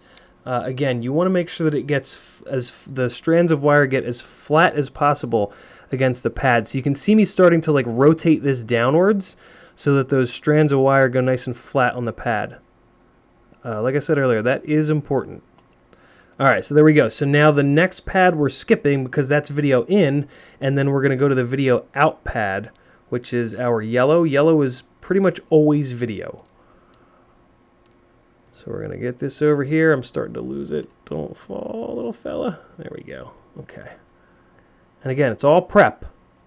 Prep it right, and then when you have to actually bring the soldering iron down, all you're doing is applying heat and removing heat. All right, there's the out. And now for smart audio, which is going to go on T2. Easiest way to think about it, in my opinion, is T for transmit. You're transmitting the commands from the AIO to the VTX, telling it what channel you want it to go on and what power you want it to be on. R is for receive. So a receiver receives the set point commands from the transmitter, and it transmits them to the flight controller. So the flight controller needs to receive those commands, and that's why the flight controller goes on either, I'm sorry, that's why the receiver goes on an R pad, because the flight controller, or in this case the AIO, is receiving commands from the thing in the place, from the receiver. So see, now that it's all wrapped up like that, I can just re-twist it to get my little twisty boys back in there. And would you just look at that? So there we go. There, it's twisted back the way that it was a second ago, and it's going to sit nice and pretty right there. And I might take one twist out. Yeah, I'll take that one twist out, and that gives that yellow just a little bit more space. And then I'll just kind of move them, just kind of bend them upwards here a little bit, just to keep it nice and tidy. So there we go. VTX is on. And again, this is a 5-volt VTX. This is not a VBAT VTX. Most of the small little VTXs are 5-volt. It's pretty rare to find a micro VTX that's going to take VBAT. Which is a good thing, because the VBAT lines on these micros are extremely dirty. Lots and lots and lots of noise and garbage on the VBAT lines of a micro, mainly because there's just not enough space on the ESCs, or in this case on the AIO, to put a bunch of capacitors to clean some of that garbage up. You can run an external capacitor, but it just doesn't do anywhere near as good of a job as the caps that they put onto directly onto the PCBs. So next up, we've got our receiver, and it looks like I'm missing a a wiring harness for that. So let's just find that. I believe this is the one, right? Nope, this is the one that uses the big pins. This is the wrong case. We want to go in this one. Hey, there we go. That's the right one. RXSR is... that's not it. That's for cameras. Is this it? Yeah, but that one's all fresh. Let's see if I can find one that's already chopped down a little bit. No, that's not it. Nah, we'll use a fresh one. That's fine. Get up here. There we go. Okay. For anybody wondering, this is how long I've been into this hobby, and this is how many receivers and ESCs and flight controllers I've been through. I've never bought a single one of those wires that you just saw in either one of those boxes. Those have all come with components. All right, let's make sure this is the right one, and it's not. Great. Rob Axelson, I wasn't gonna depin it, and I really, it's really tough to depin them. I don't really need to depin it because we have the space. Oh man, it's gonna take some serious super chats to get me to depin this damn thing because I really don't want to. All right, I gotta find the right plug header. Even with super chats, I don't know if I'm willing to depin it. I would kind of rather have the plug header on it, just so that if I need to pop the receiver out of there, I can. So don't super chat me unless you really want to. Rob, if you remind me, I will depin an RXSR on one of the Quarren streams for you. It's hard for sure, man. Like it's a real. I believe, yeah, they're smaller than on any of the small little VTXs. It's really tough, but totally doable. I've done it a whole bunch of times, and I will absolutely do it on a Quarren stream. So just remind me, and I like literally at random. I don't even need to be doing a build. Wow, I don't have many of the right connectors for the RXSRs. That's interesting. I thought I had a whole bunch of them. I can always make one. I have a wire making kit, but there should be one in here. This is kind of crazy. That's just a 3. That's a 3. What do I need? A 5? 1, 2, 3, 4, 5. Yeah, I need a little fiver. Any of you guys see it? Where is it? Tell me where it is. 1, 2, 3, 4, 5, 6. Nope. 1, 2, 3, 4, 5. That's a fiver, but it doesn't have the 1, 2, 3, 4, 5, 6. 3, 3. That's a 6. That's a 6 as well. Why are they all 6s?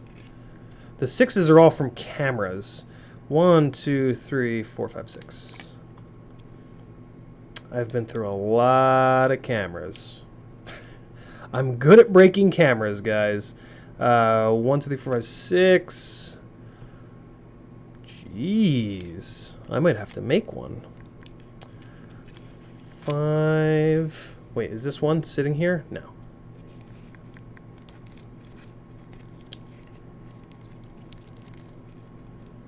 Get down there. Okay. Wait, was that a 5? Hey, there we go. This only needs one extra wire added in. That's probably about as good as it's going to get. Okay, let's get this put away. Made a mess. Here we go, here we go, here we go. Ooh, even better. Even better. That's a short fiver. Right? 1, 2, 3, 4, 5. Yep, perfect. So all I need to do is grab one extra wire, put it into that connector, and we will be good to go. So I do have, well, you know what? Let me show you guys the hard way. No. I want to keep this short. I won't show you the hard way. Come back to another stream and I'll show you the hard way of doing it. The hard way of doing it is removing one of these wires from one of these other connectors. It's a pain in the butt to lift up the little, oh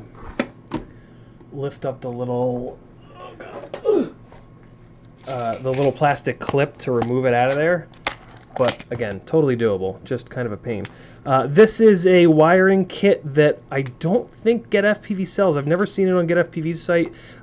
This is from either Pyrodrone or Race Day Quads, I forget which one. So I just need to find the big plug.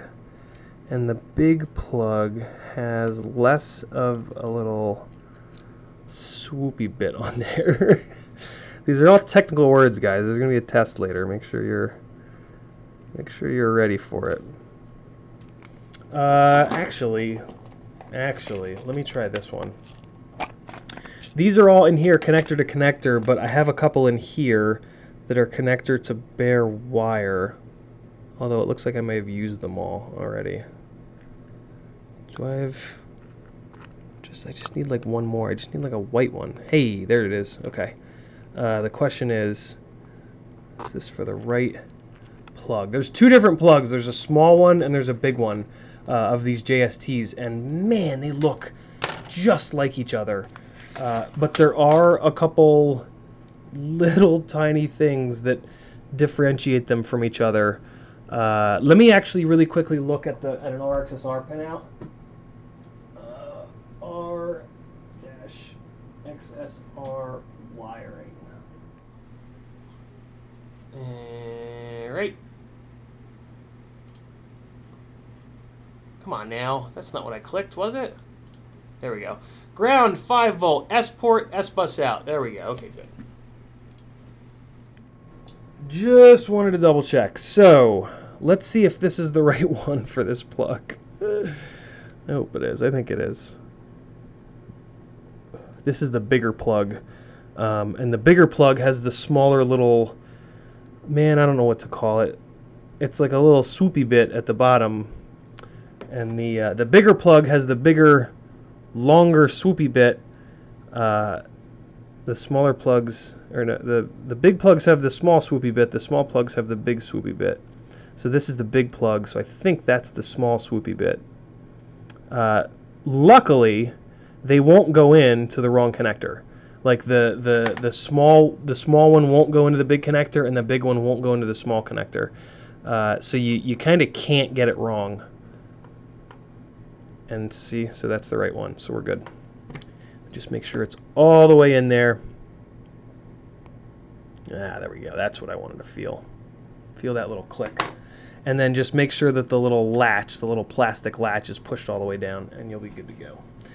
So, we've got ground 5 volt S bus and an S port for the telemetry. So same deal. Let's get these twisted up. Ooh, the imposter's here. The imposter Ciati is here, giving me tips on how to build. Ground 5 volt RX and TX. Hey, look at that. You know you've made it when you finally get an imposter. That's not true. It's not true at all. Okay, so I guess I need to look at the Betaflight image again. Let's see if there's any... Oh, God. Let's see if there's any chats going on here. Big Willie FPV asks, is that the same board they're going to include with the FPVCrate edition? Absolutely, Big Willie. Same board, same antenna, and they're not including a receiver, but yeah. So I've got a bunch of the same stuff.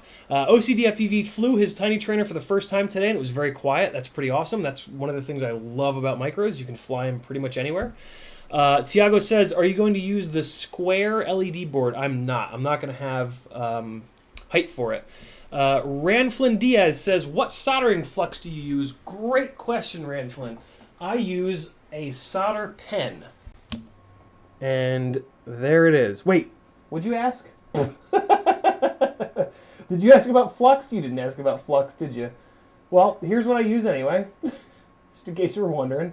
But Ranflin actually... Oh, yeah, he did ask about flux. There you go. There is a link to this down below in my description. This is a flux pen for rework. It looks like that. You push the tip down, and the flux comes out, and it's just fantastic. This is actually the only thing that I use for flux, is that pen, and the solder that I use has a flux core to it. Eric Farmer, the collective was effective today. Hey, that rhymed. Check out your Facebook messages. I will when I am finished, Eric. Rob Axelson, any chance to do... Okay, we talked about depenning the RXSR. Larry just went out to fly and lost his quad. Oh, no. God damn it. Second one I've lost while dipping in and out of the CIFPV Doom stream. VTXs are the worst, right? That's what I'm blaming it on. Sorry, Larry. That's... I personally haven't lost one yet, but I'm in the minority there for sure. Zach Barnes, any word on if the LED kit from Tiny's LEDs could be included in the FPVCrate kit? I don't think they're going to include it by default. I think it's going to be an add-on option. But yeah, they are working with... oh, I forget his name now. I forget his name that is Tiny's LEDs. But yeah, it is going to be an option. They're working with them right now and getting stock and all that good stuff. So, okay, on the wiring diagram here, there is S-Bus. So that's 3 down, and then we've got ground and 5 volt right next to it. That is fantastic. And then we're going to use... so the telemetry needs to be sent to the receiver, so we're going to use a TX pad, so TX1. So we're going to go right in a row, which is pretty rare. That's pretty cool. I don't know if I've ever done an install where ground 5 volt S-Bus and TX1 were right in a line like that. It's pretty slick. So yeah, ground 5 volt S-Bus and TX1 right in a row. Let's tin them and get some stuff stuck down. Those guys are up here. So let's move our work to us like we've talked about and get our tin on. So we've got ground 5 volt. Just double check. Yeah, RCS. They call it. They silk screened it as RCS. That's interesting. So I'm gonna put the blade. Well, let me give you guys some zoom on this one.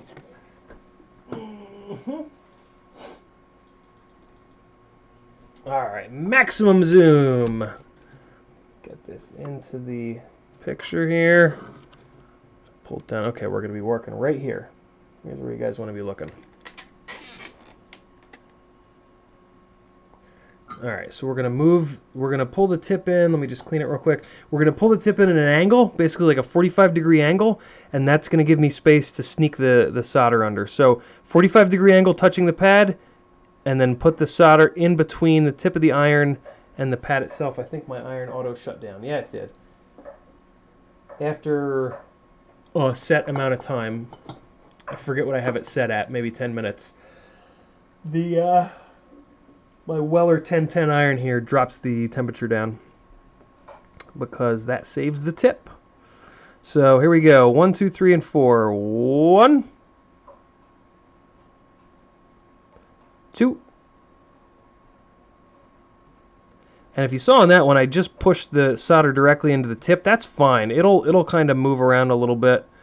Whatever you have to do on these tiny little pads, all bets are kind of off. Whatever you have to do to get the tip with solder on it down against the pad to transfer the heat and to heat the pad up, that's what you're just going to be doing. you do what you got to do. It's not always going to be perfect, but that's okay. Let me also tin the battery pad and the other ground pad. So I'm going to skip one. I'm looking right here. I'm going to skip one. And then there's my ground, and there's my battery. So I did these 4. I did ground, 5 volt, S-Bus, and TX1.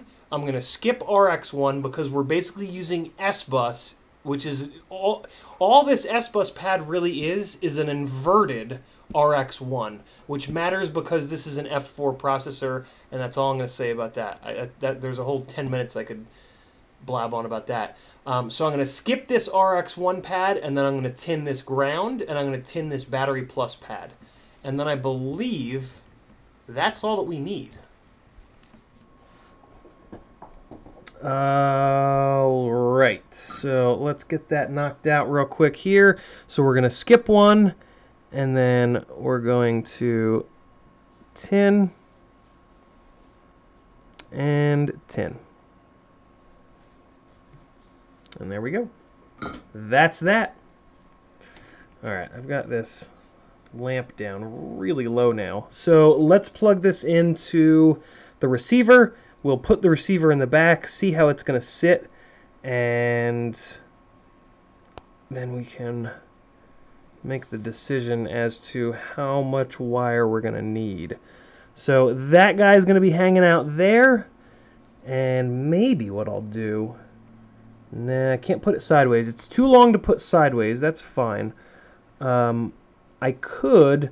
So the battery wire, the dirty garbage noise that's in these battery wires doesn't tend to affect... I've never had it affect the receiver. So I can do stuff like what I'm doing now and put it like in between the battery wires. Sorry, you guys couldn't see me there. So I can technically do this. I don't love to do that, and I'm actually not going to do that. What I am going to do is run it forwards like this with the connector out the back like we were looking at before. And then these antenna wires are going to go down under the board, and they're going to come out here on the arms. You guys are going to see that in a little bit, but we're taking care of all the wiring first. So this is pretty much just going to sit here like this, and there's a chance I'm not going to have enough wire, and I don't. Great! That's gone well. So, crap. Okay, so let's get that other pin header or connector with wires that had the longer wires on it, and then I'll transfer this white one over to it. So it couldn't possibly just be on the top here, could it? No, of course not. I'm going to have to go spelunking for it. Hold on. Zoom you guys back out. If I do that ill-mill, the plug will kind of be in the way of the battery leads, and the antennas will be a little bit too short. We were kind of specking that out a little bit earlier. No, this wasn't the one. There was another one. Let's see here. Yeah, I need the extra length on the antennas for them to reach all the way up front to run them out off the front arms. The other option would be to make an Immortal L in the back, but I really like getting them on the front arms. If possible, I like to not have anything vertical on the rig, just so it kind of sits flatter. It packs better like that. It packs better on the bag like that. So now what we have to do is remove this white guy. So this is kind of good. You guys will get to see this. I'm going to zoom back in for this, because it is microscopic. All right, so here are my tricks to doing this. Get the wire out that you need to remove from the plug header, and with your pinky and ring finger and your thumb, you're going to hold this wire. And the reason why is you need to be able to pull this wire out of this connector. So these three fingers here hold this wire. I guess my middle finger as well. No. I cradle them like this. That's what I do. I cradle them down here so that I can use my index and my thumb on the connector to pull on the connector. And hopefully the Logitech will focus at some point here. Let me cover it up and then force it to focus. Hey, there we go. So yeah, index finger and thumb on the connector. These two fingers cradling the wire so I can pull on the wire, right? See that? See how I can pull on the wire with my middle finger and then those other three fingers? And then you just want to come under here, under this little tiny plastic flap, and you're just going to pick that plastic flap up, and the Logitech has yet again decided to just completely lose its shit when it comes to the focus. So let's manually focus it, because that's our life. I'm going to go as macro as I can on the focus, and I'm going to hold this as close as possible. So If it goes out of focus at this point, it's my fault. All right, see that? So I'm going to put, you can do this with like a pin or a really skinny pair of pliers or tweezers. You get it under that little white flap and just be really gentle, really gentle, really gentle. A lot of times you ruin these little white flaps when you're doing this.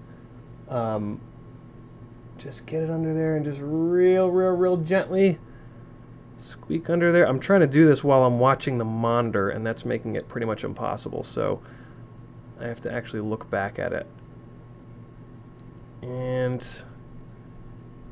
it's not easy. And try to not be pulling on the wire when you're doing this, because that's going to just make it a lot harder. So there we go. There it's starting to lift up. And now I'm going to pull with my other fingers on that wire. And you only need to get it pulled out a little bit. See how much that came out? That's fine. That's enough to get the little hook off the latch. And there we go. So if you can, you probably can't. Nah, it doesn't get quite. Oh yeah, there you go. So you see the little latch on the top there? That's what's, that little metal piece sticking up. That's what's hooking onto the little flap, onto that little plastic flap. So you got to lift the plastic flap up, and then when you use your fingers to pull this out, all you got to do is get that tiny little metal thing that's sticking up there clear of that plastic flap, and then you can pull it out the rest of the way. And if you do it real gently, you can see that I didn't ruin any of the little plastic flaps. It's taken me doing this about 1,000 times to be able to not ruin those plastic flaps. So don't think that as you ruin those, don't think it's just you. It's not. It is definitely not just you. Turn that off there. Hey, there I am.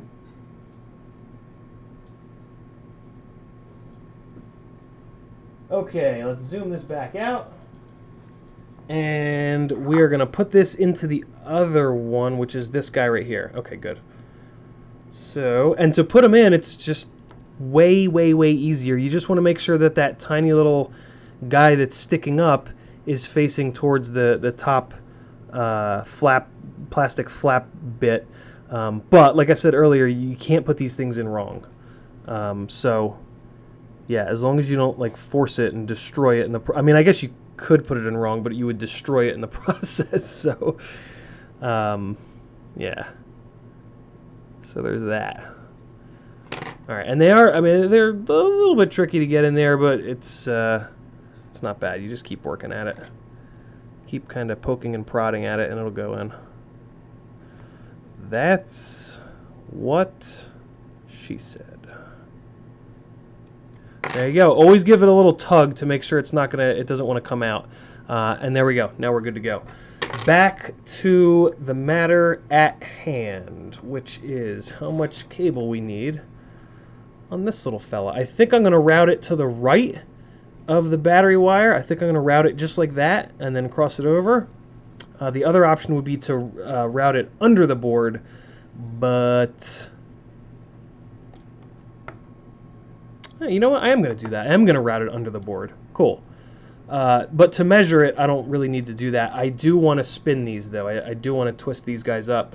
When you twist them up, it adds a little bit of cable length, which is a good thing. So this is one of the other reasons that I like to do this is that if I twist these up like this, and then down the road, I put this receiver into a different build or a different frame or something like that, or I put a different flight controller in where the pads are farther away, I can usually just untwist to get the little bit of extra wire length that I need.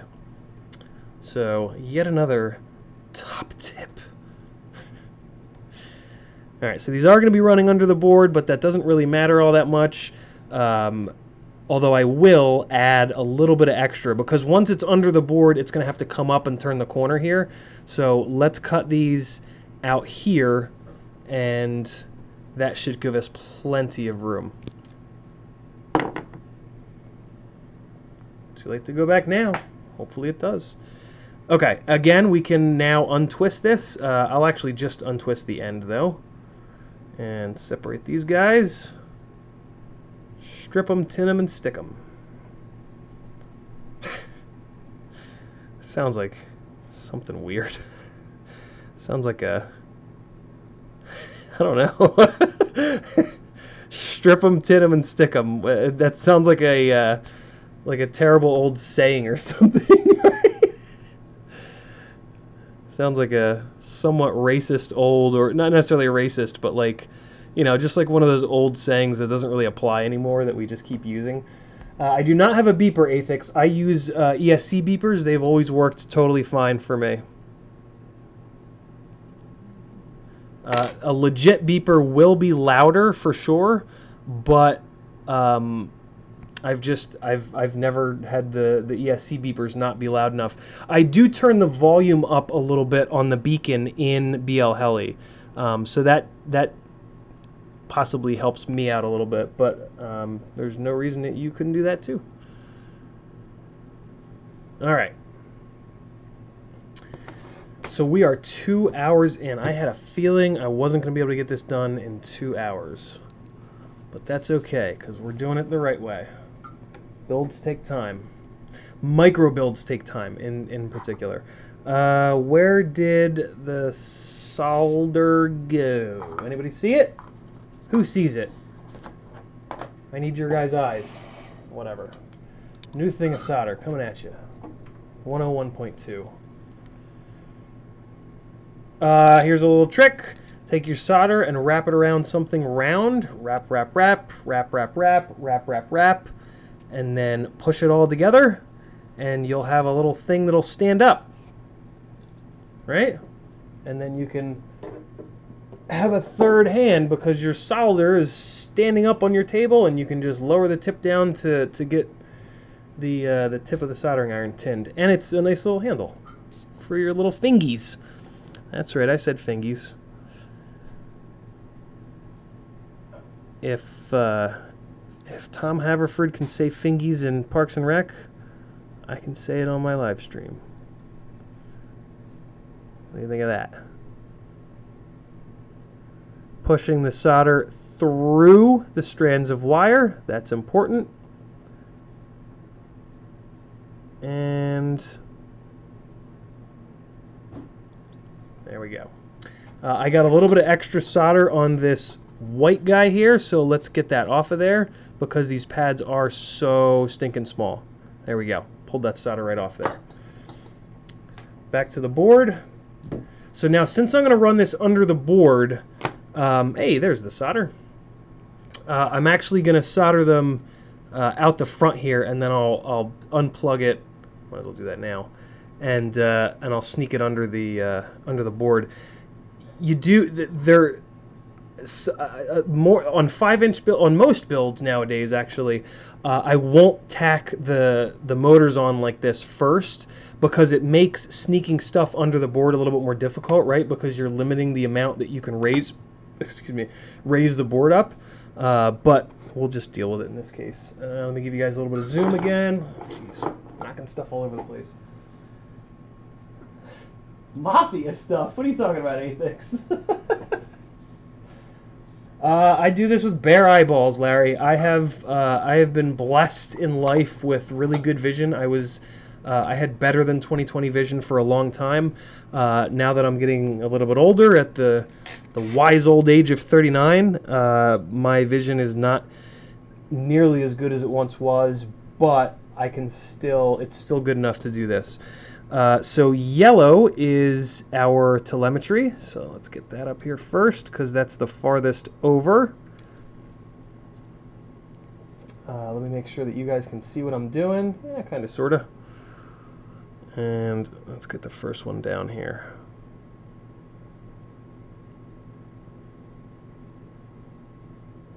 If you find that your hands are shaking a lot when you're soldering, what you want to try to do is get points of contact on the table. So right now, I have the work pushed forward from the edge of the table, and both of my, I'm banging my wrists, my palms. Look in the picture-in-picture. This part of my hand down here is flat on the table, and that's why I'm able to do this without shaking all over the place. I'm no more or less shaky than anybody else, but I just make sure that I have points of contact. If you shoot rifles, you'll know exactly what I mean. In rifles, they call it in rifle shooting, they call it bone support. That's exactly what you're doing here, is getting good bone support. Essentially, you don't want to be using any muscles to hold the soldering iron up in the air. If you're muscling the soldering iron up in the air, your muscles are always going to twitch a little bit. So try to not do that. Try to have as much bone support as possible, and your hands will get much steadier. I am going to untwist this because I'm crazy. And I want to make sure that these all sit down in the right order. This is totally me just being an eccentric billionaire, though. What's it from? Somebody call it out. If you're new here, I grew up in an age of amazing television and movies in like the 90s into the 2000s. And many of the things that I say in life are quotes from movies. And apparently I'm not alone. My audience and a lot of the folks on Patreon are as old as I am and or older. I'm actually, at 39 years old, I'm actually one of the younger guys typically in our streams. So that's not heating back up, so we're going to get the tip of the iron a little bit wet with solder. And yeah, I have yet to hit a TV or movie quote that these smarties haven't been able to figure out, and I am constantly impressed by that. Because when you're quoting Bad Boys 2 in 2020, you would think you'd be the only one that remembers it. But I was wrong. If you can't see past my fingers, I apologize. I don't know what to say. I'm doing the same thing that I did over there, though. There we go. That's my excuse, and I'm sticking with it. All right, so now let's spin this back up here. Twist this fella back up a little bit. And again, just to kind of keep it together, I'm not doing this because twisted pairs have less interference. They do not. That is a myth. Or at least they don't make a measurable difference. They don't make enough of a difference that we would actually notice it. Let me say that. That's the full, yeah. That's the full chunk of info according to my electrical engineer, Faja. All right, so let's pull this on out of there and make sure that we have enough length on it. Always be careful with these 30 gauge wires. It is very easy to break the little strands of wire. So be real gentle when you're bending these guys. And just gentle, gentle, gentle. Just bend them under. Sometimes if you put the board low enough, you won't be able to have it twisted underneath, and that's okay. You can, if you need to, you can untwist it and just run them flat under the board. Let's see if that's going to be the case here. Definitely something to check for. Always make sure that your board is able to sit down and squish the gummies a little bit. In this case, we're totally fine. See how the board is still able to move around? It's not all like bound up and angry. We're good to go there. So, and it appears as if this is kind of the perfect cable length. Let's just see. Okay, there. And this fella's going to be here, and that guy's going to sit on top, and would you look at that? Fits just right. Oh, you guys probably couldn't see a lot of that. Sorry. Yeah, Athix, the twisted pairs thing comes into play with like really, really high-end sensitive electronics, which my dad knows an awful lot about because, you know, he worked on a plasma fusion reactor for many years. But yeah, for our usage, it doesn't make any difference. All right, there we go. My phone's going ham. What's my phone going ham about? Nothing. Okay, so now we need to get the Caddx Baby Turtle on here, and there's a what is going on here? Oh, I see. There's a separate ground. Okay, so that's going to be our ground. This green and black plug is here for... Oh, let me zoom you guys out a little bit. A little too close. The green and black there, that's for the remote control, to control this thing. So I have to keep that on there. And then I'm probably just going to cut the plug header off of this, although I guess I could put a plug header. It would be nice to be able to remove... yeah, you know what? I'll bite. I'll bite plug header. Let's do this. We'll put it on plug headers just because I have one flopping right here. Nothing wrong with that. A little bit heavier, but that's okay. Let's just make sure that this is going to plug in, and let's make sure that that everything is lined up properly. Yellow to yellow. Oh, okay, so we already have a problem. This is the big plug, this is the small plug. See, remember when I said they won't plug in together? They won't plug in together. I need my other little box here. I might actually not have the thing that I need here. Let's see. I don't think that I have one. Which is crazy because look at all these. Look how many there are in here. Okay, so we're not...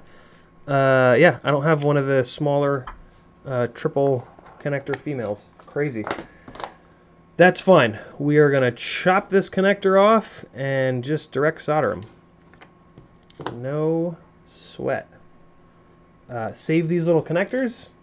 Might need one on a rainy day. I might need to put another ground wire on here because that's pretty short. So I want to put this ground on the same pad as the VTX ground. So that's back here. So that makes me want to mount this thing like this. But if I do that, this wire can come up and over. So that'll work. And then... Why is there an extra ground on here, though? I think I can just use this ground, though. That's interesting. Huh. So yeah, that would be fine having it like that, but let's just really quickly check. If there's any way for me to get access to this button, I would really like that. So, in theory, I kind of want to mount it like this or rotate it 180 degrees. So that works here because this camera is going to drop down in the front, and then I feel like I can maybe take this ground off. I don't really know why this ground is here. I just want to use this ground over here. So let me do that. That's interesting that exists. It's not heating up because it's not tinned. Sometimes you can get away with it. Well, it's also not heating up because it cooled down again on me. Okay, there we go. Give the iron a second to heat back up. Look at all that orange. Okay. What do we got? Athix says the letter I in lowercase. Weirdo on a skateboard says, just realized I'm not asked yet in this stream team, so how are you keeping, mate? I'm good, brother. How about you?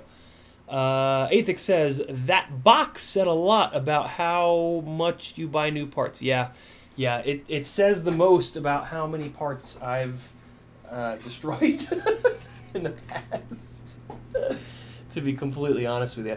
Rob Axon says, you said S-port for telemetry. I get telemetry in my Tyrannus on just S-bus. Rob, that's because you are on... that's because you're on the newer FR Sky stuff that puts S-port and S-bus through the same wire. I am not. I have all the older FR Sky stuff, which has a separate wire for telemetry versus S-bus. Let's get this guy off of here real quick. All right. And it looks like we didn't really disturb the ground that's on there, but just to be sure. There we go. Okay. Hopefully I didn't need that. Okay, so this guy is going to get Okay, so I either want it here or here. These are the 2 rotations so that I can at least get to this button. If it's here, that's going to be all crammed under there, and this guy is going to just reach down there, and then that ground is going to go over there. I think I kind of like it like this. I think I'm going to leave it this way. Let me look at the bottom of the board to make sure there's not anything super tall that's going to get in the way. Nope, just the SD card holder, which is going to be a pain anyway. And although, so there is something interesting. This is a tall chip here. That is a tall chip, and that is a tall chip, so they might want to interfere, but no, it looks like I have tons of room on these screws that I'm running up from the bottom. Cool. So yeah, I think I want to do it like that. I mean, the other option is I could mount it upside down. Well, I mean, it's not really upside down, just the other way I could mount it. And in this case, it would enclose everything. But I think I want to mount it this other way because this processor on these HD boards get real hot. So yeah, I'm going to mount it up like this just to give as much space above this processor as possible. Yeah, I don't want to mount it like that. I'm going to mount it this other way. Cool. All right, so we're going to mount it like this, which means the video and the yellow and red basically need to go across the board, and I guess I could go under, but eh. And then the ground is going to go over to the left and get stuck down to the same pad as the VTX. That's the way. That's one of the ways to get really clean video, is to put the camera and the VTX ground literally on the exact same pad. That is important. It can't be a pad right next to it. It has to be the exact same pad. So let's do that first. That guy's going to come down there and get stuck to that pad right there. So we'll give it a little bit of extra space. Let me see if I can just kind of two-hand this. And yeah, there we go. Cut. Man, I need new wire cutters. These are beat. And then these two fellas, the VBAT and video, are going to come up and across. So let me just twist those up a little bit here. Use my little nut grabber tool. Let's put a little twist on these guys. It didn't work as I wanted it to. That's okay. Just a little bit of twist just to kind of keep them together. And then these are going to get tacked down right over here. And then this camera is going to have all the cable in the world and just kind of drop down like that. Yeah, that works. That's going to be just fine. Okay, so let's strip these and solder them down.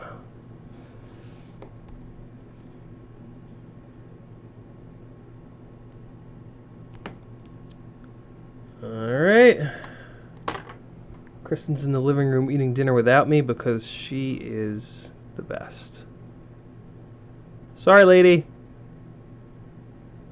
FPV calls. Alright, let's get these guys tinned up real quick. Just because I'm here with them. No, let's do all three at once. Resist the temptation. Do everything at once.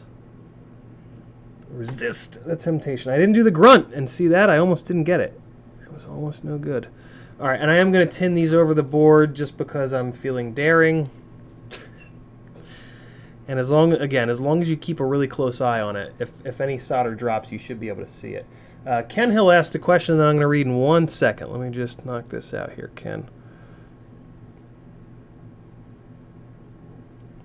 Alright, there's 1. 2. And oh, I'll do this over the camera PCB. That's super sketchy. 3. Okay, tweezers. I am going to do this with this board off. It'll just make it a little bit easier. Give me a little bit more space. So this is going to be difficult. Putting 2 wires on the same pad is never easy, but it is worth it to get clean video. This is the best way that I've found to do it. If you've got a better way, I would love to hear it. I prefer to do them both off the same side, but in this case that's really not going to work all that well. So we're just going to try this. The other wire might try to pull itself off of there. Hopefully it won't though. Hopefully it's kind of happy where it's at and it'll just stay for us.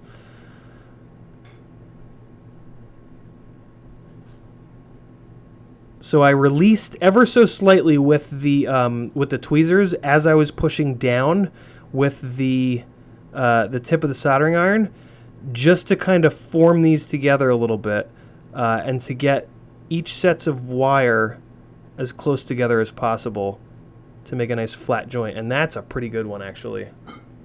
I don't usually get them that clean, so that's good. And now definitely give this wire a little tug and give the other one a tug to make sure that it's not ready to pop off, and we're good. So that's the one that I was mainly concerned with. Oh no, look, I can run it right in between. That's perfect. I didn't even think of that. Oh, I like that. Okay, cool. So that's good. We got that guy out of the way. Now we're gonna do these other two up in front here, and I keep going back and forth whether to run them in the front of the connector or in the rear. I was going to run them behind it, but I think I'm actually going to run them in front of it.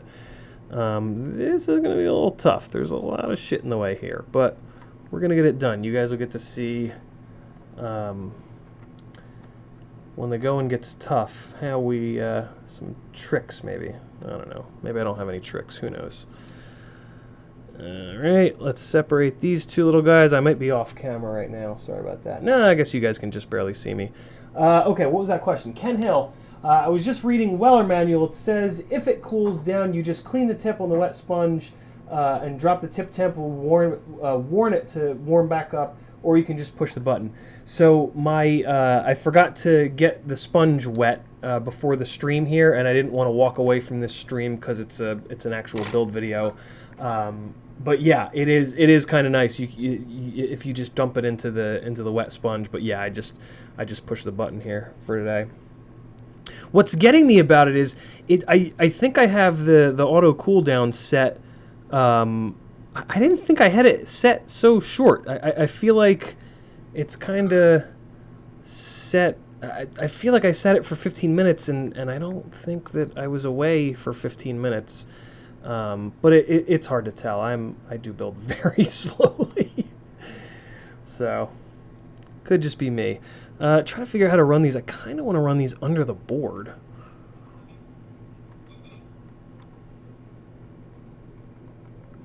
Yeah, I think I'm gonna. I ran the black one under the board. If these will reach, I'm gonna run them under the board. Yeah, they'll reach. Okay, so let me actually take a quick look at how they're twisted up. And right, hold on, let me do this off camera real quick. I just need to get this knocked out here. Alright, so if those two bend like that, I can then get a little bit of twist going. Doesn't really matter now that they're under the board, but I like to at least have one or two twists. If I have to like sneak something out between the board or something, it's just nice if they're kind of held together. So, all right, there we go with that. The yellow one just became a lot shorter for some reason. I think it was because of the way that they were. It's because of the way that they're sort of liquid electric tape down here, but that's okay. Alright, let's put this back down here, get these soldered on, and I think that will be the last of the soldering. Okay, so this is going to be a tough one. The left pad, wait a second. I only need to solder one up here, don't I? All I need to solder up here is the battery plus. The video is going over here. I totally spaced on that. Okay. Alright, so I'm going to untwist these. because the yellow needs to go to the side over here where the ground went, and then the red is going to stay up front. So that changes things a little bit, but we're already good to go. Okay, so let's get this VBAT wire on here. I'm very tempted to shorten it, but it's already tinned, so let's just tack it on there and move on. There's only so much of this I'm sure that you guys can handle before you lose your minds. Okay. Alright, so there's another tip. Use your finger, move the wire around, hold the wire with your finger, and then grip with the tweezers. And just all you're really trying to do is get the tip of that wire in the exact right spot so that I can just bring the heat down and everything stays exactly where we want it. So that is a definite tip for working with something that's like really difficult like this. And I will do the little trick where I release it with the tweezers real quick and then re-grab it with the tweezers there. That just makes sure that the wires get down as flat as possible on the pad. And I am going to check that with the loop to make sure that it didn't connect to the pad right next to it, because the pad right next to it is ground. So that is you do not want to bridge a VBAT and a ground pad. That is not a fun day. So that one's good to go. Now we just got to get this video wire down here, and from then on it'll just be a bunch of bolting stuff together and like routing stuff and all that fun. So let's get this guy into the in pad. Move this out of your way so you can see. Alright, so we're going to grab it up close to the tip. Alright, so I am going to shorten the video wire. It does make a difference when it comes to the video wires. Just the shorter it is, the less garbage that it's going to be running past to pick up electrical noise. So let's cut this down. We will do things.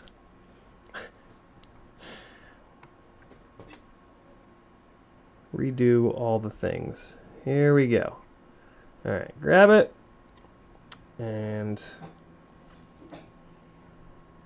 this is the only problem with cutting them short, is it becomes hard to get in there and grab them.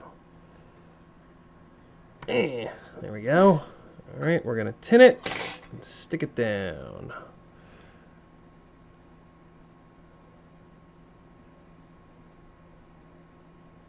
All right.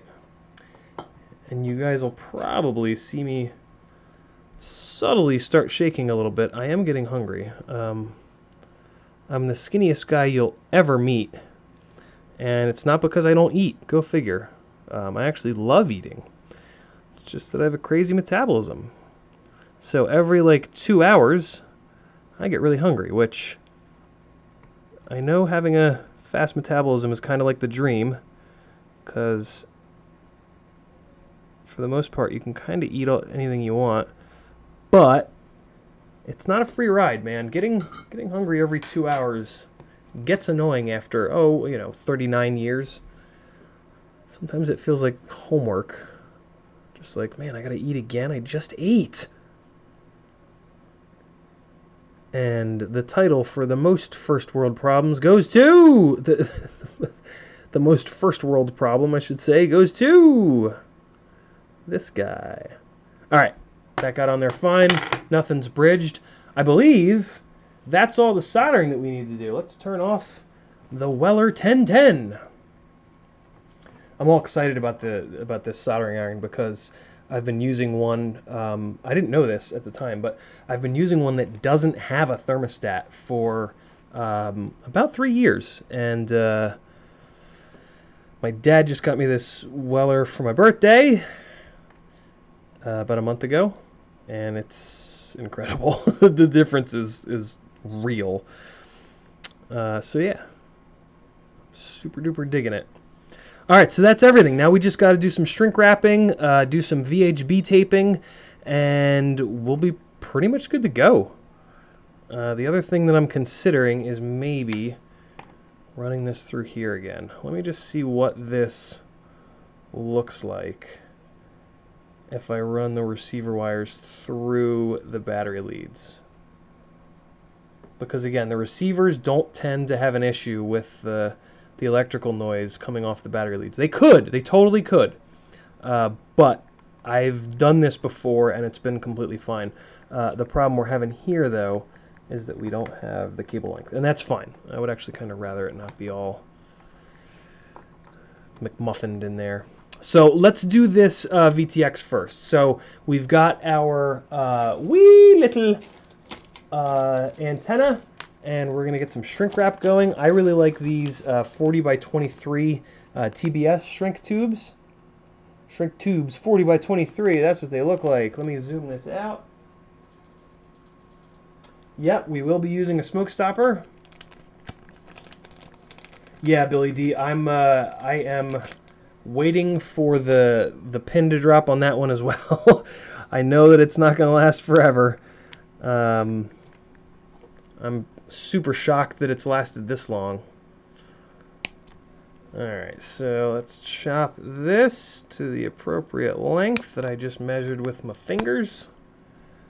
I don't remember which side is which now. I think this was the right side. Yes, it is. Okay, so I am going to run the VTX. So UFL connectors are great as long as you hold them down with something. I have held UFLs down with shrink wrap in this way for all the 3 years that I've been to this hobby, and I can count on one hand how many UFLs I've actually had fail on me. You just have to prep them right. I've actually had more trouble with MMCX because there's no way to do this. You can't like shrink wrap an MMCX connector down. So yeah, whenever you're dealing with UFL, just make sure that you use shrink wrap in some way to hold the connector down, and you won't have any problems with it. It's such like a, I don't know if it's a misconception, but it's UHF, they're misunderstood. That's what they are. UHFs they're misunderstood. They need a little bit of love and a little bit of understanding to shine, just like me, actually. I just need a little bit of love, guys, and then I can be my best self. All right, let me point you guys up a little bit so you can see the magic that is lighters and UFLs. And I hate when I do that. If you hit this this TBS stuff a little too much with the heat, it will tear. But usually when it tears, it's actually kind of okay. In this case, I don't know. I don't quite know. Let's put this angle in it and let's see how it is. I might actually need to run the shrink wrap a little bit small. Yeah, so I need to... yeah, I want to run it a little bit smaller. So let's cut this off. I'm going to run a little shorter of a piece here. If you're going to use the TBS shrink wrap, it's the harder plastic shrink wrap. Be very careful when you're cutting it off. It is very strong, and it will resist your wire cutters just enough for you to jam them into the gubbins here, and it's very easy to ruin a component on the board that way. So just take your time and be very careful. OG Looney Tunes for you guys there. Okay, so we want to go a little bit shorter with this next piece. Oh man, it's clear and I can't see where I put it. Where did I put it? Did I put it here? Yeah, that's it. Okay, so we're going to cut this one a little bit shorter. Wait, no, that's the right direction there. And I'll cut it right there. That'll be better. Let me just make sure. Oh yeah, way better. Way better on this one. There we have it. That's going to be a much better little piece. William Barlow, did you conformal coat the boards yet, or are you not going to worry about it? I don't do the conformal thing. I might At some point, conformal, like the long range build or like a 5-inch build for flying around rivers and lakes and stuff. But if you don't crash in saltwater, if you crash in freshwater, you can just get the battery unplugged as quick as you can and just let rigs dry out for the night, and they'll be fine the next day. I have put so many rigs into fresh water and just let them dry overnight, and they've been completely. I actually haven't lost anything yet. I haven't even lost a camera. The cameras are the most susceptible to water damage, but I haven't even lost one of them yet. And like I said, I've put many, many, many, many rigs. I can almost say, and it might be true, I've almost put every single rig that I own into the water at some point. It's just something that happens to me a lot, and I have never conformal coated anything. So either I'm just getting really lucky, or fresh water just doesn't. Well, I mean, it's true. Fresh water doesn't make electricity can't flow through fresh water, so it doesn't jump across the pads, and it doesn't really cause any issues, as long as you don't as long as you just get it unplugged quick and don't plug it back in. That's the mistake a lot of people make, is they take it out of the lake, they shake it off, and they plug it back in. Don't do that. That will break things. But yeah, get it out of the lake. Put it. What I do is I put them at where my feet are in the car, in the passenger footwell, and I run the heat full bore on the way home. And then when I get home, I put it in front of a fan and just blow a fan on it overnight. And then lo and behold, the next day I plug it in, it's good to go. This has happened to whoops. This has happened to 5-inch rigs, micro rigs, all in between. So yeah, I know that I should conformal. It's a really good practice, but I just don't. So. So what I'm trying to figure out here is how to get this stuck down, because there's just a big empty hole below it. What I might do is just drop the receiver on top and then just shrink wrap the whole Megilla down. Also, do not power on these nano VTXs without an antenna plugged into them. They actually use the antenna to shed heat. If you plug these micro VTXs in with no antenna, they will cook. I think that's what happened to my TBS Pro 32. I think that's why that thing failed.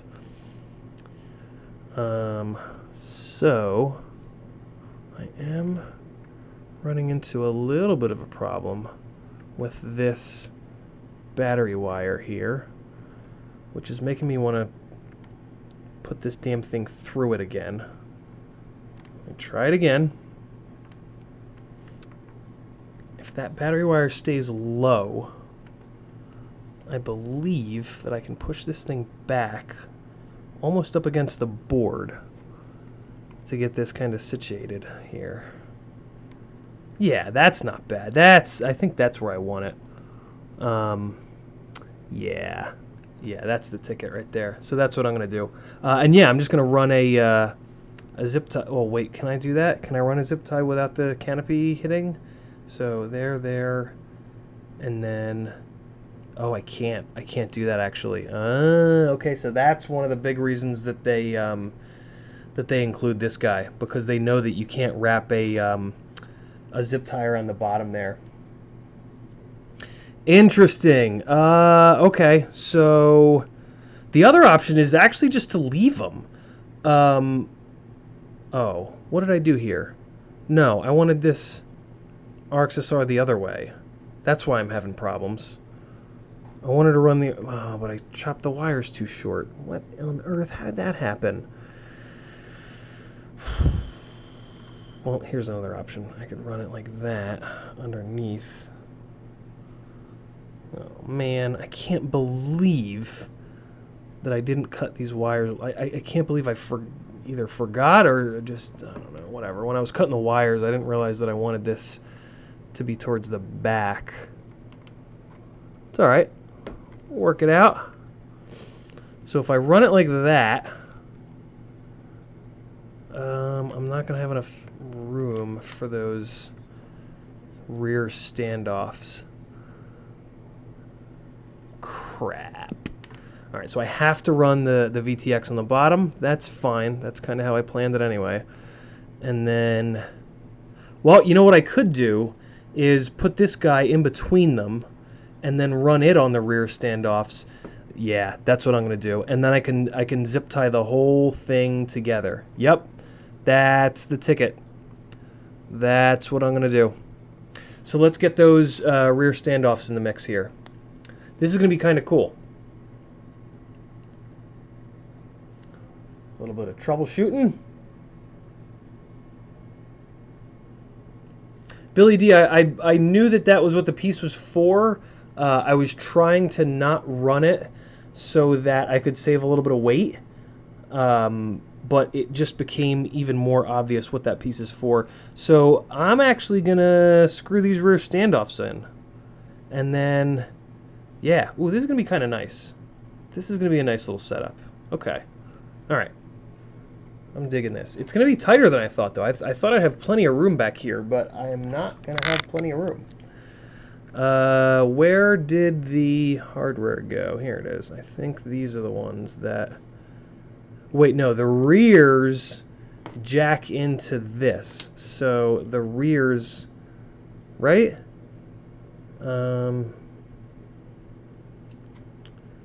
This guy sits... this way. Does nothing connect to the rear? No, it must. That sits like that, sorta. And then these guys, here's how it actually sits. Yeah, they do jack in there. Okay, yeah, so it's those. So that's fine. For right now, I'm just gonna drop these in here, and then once we put that bottom piece on, the battery tray is that big flappy red piece. I'll pop these off and we'll be good to go. Actually, it looks like I'm missing one of my little washers here. Whenever I'm putting a screw directly into TPU, I always put these little washers on there just to increase the size of the little contact patch there. So yeah, look at that, man. That's really nice. Okay, so get this VTX kind of situated here. Oh, I put the antenna on the outside. I need it to be on the inside because of the canopy. So let's fix that. And all right, antenna on the inside, flappy bit down, and let's see how far down we can push it to flatten that VTX out. I know this is the part of the build that everybody always wants to rush through, but this is arguably the most important part of the build. How you have your components situated makes such a big difference in how it crashes and whether or not it's remotely serviceable. So I beg of you guys, don't just rush through this step and just like, no, it'll be fine, because those are the maidens where you'll rip your shit apart. And it's just not worth it. It's not worth it to rush through this part. Just take the time and get this part correct, and you'll be much happier in the long run. So I am going to be doing an Immortal L on this because these antenna wires now... Oh, what I could do, though, I could run them forward off the back arms. Maybe I'll do that.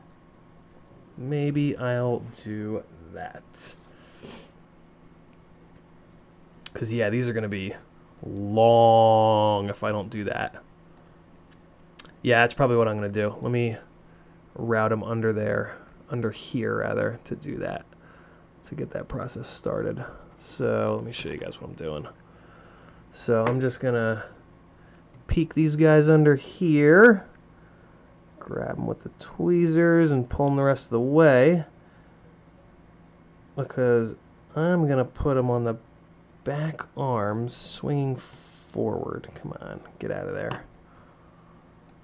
Get out of there, little guy. There it is. There's my little friend. Oh no, now you're not my friend anymore, you jerk. Alright, now you're my friend again. Okay, so I'm just going to zip tie. I'm going to put a zip tie around the this fella, and then the rest of the zip tie is going to hold this guy out. And that's a fairly decent spot for them, believe it or not. The RF performance is not bad when you do this. Nowhere near as bad as you might guess. And what's really nice is it puts these two at a 90 from one another. So even if one of them is kind of obscured, the other one should be, or if you're in the null, which is more often than not what happens, of the one antenna, the other antenna will be really strong because of the fact that they're at a 90. So there we go with that. And we're just going to kind of push that down, and we're going to run a zip tie around this whole package. He said package. So we're going to go down and under here, under the VTX, not under the base plate though. We're going to keep it above the base plate. And I am going to capture this receiver wire. And now there's always going to be a little bit of extra space where the head is on the zip tie. So I'm going to use that little bit of extra space here where I have a big bundle of wires. So I'm going to sneak it down like that and use some pliers to crank this thing tight. And I'm not going to over tighten it. With these tiny little zip ties, if you over tighten them even a little bit, they will break very easily. So always be really gentle with these fellas, and just get sort of the bare minimum of tightness on there. Just want to scooch that back a little bit, and I'm going to leave it right there. That's all. I'm going to tighten it. So it still has a little bit of squidginess to it, which is fine, but it should be held in place enough that it won't be a problem. Good God, it's about to be 10 o'clock. Okay. I have to deal with this. I have to deal with this VHB. I just have to.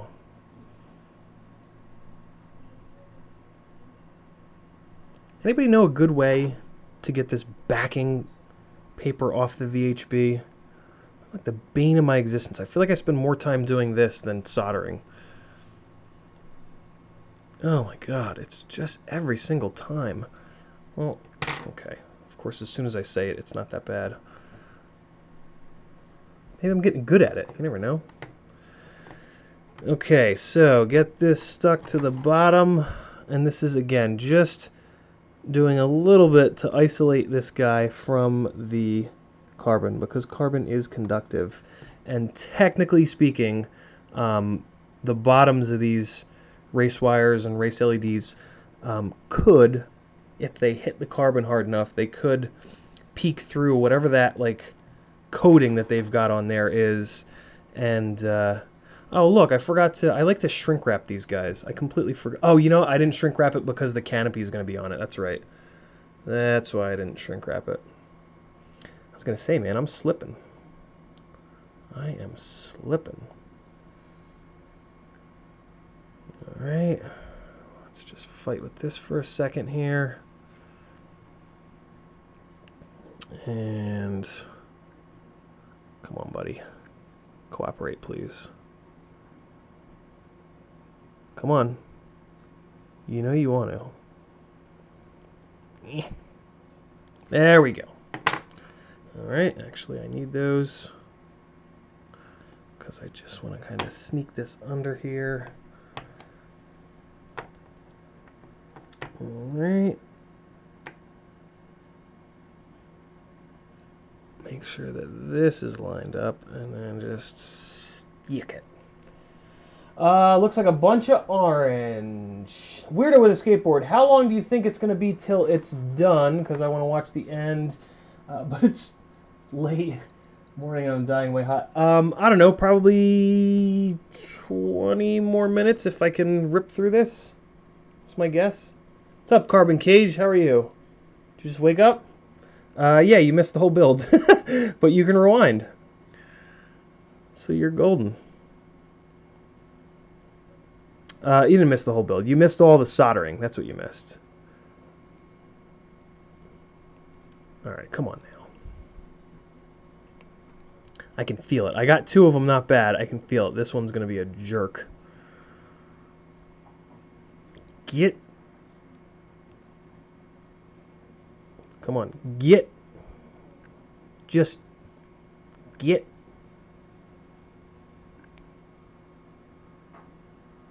Ah! Get in there. Get it? Hey! Why do I keep putting the tweezers down? It's like a celebration. Okay, you can be a jerk all you want, antenna. I'm just gonna ignore you. All right, get this on the bottom there. And is it where I want it, or is it peeking out the other side? Yeah, it's good enough. Yeah. Oh, nope. It is peeking out. No, it's not. What's it doing? Stick. Stick, yo. You have one job to do. What? Don't come off. These wires must be really pushing hard on it. Let's try to really get these wires flattened out.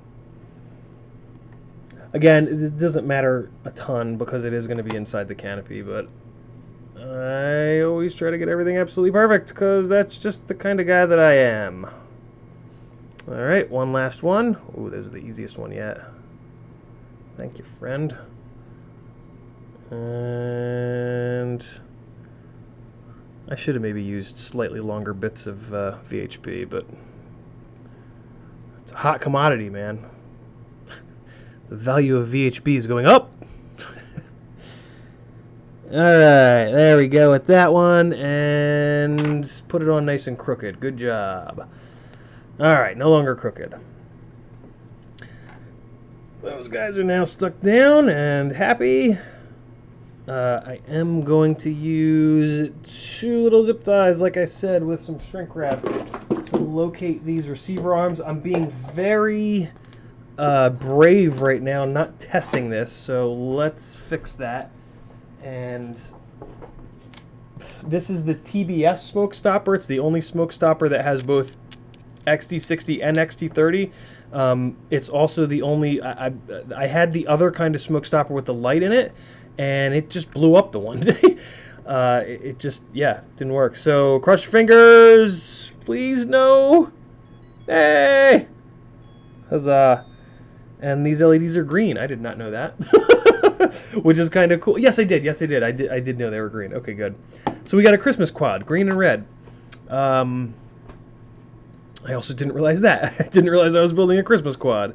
Okay, so let's put these zip ties for the antenna wires on real quick. And basically I'm going to use them to hold down, the LEDs, which the VHB is already doing, but hey. Holding them down twice is better than not at all. So we're going to go here, and I do crank these kind of tight because I don't want them moving all around. So we're going to do that one, and then same deal on the other side here, and then we're going to get that antenna wire into the shrink wrap and shrink it down. So here we go. And let's see if I can get a little bit more tightness out of it. Now we're good. Okay, and then you just kind of push them down a little bit to get them so that they're pointing away from the props. And let's get some shrink wrap going over here. I think I'm gonna have to use black shrink wrap because I'm kind of running out, but that's all right. So let's measure it up. Here is this little guy. We want to not put it tight against the arm, but give it a little bit.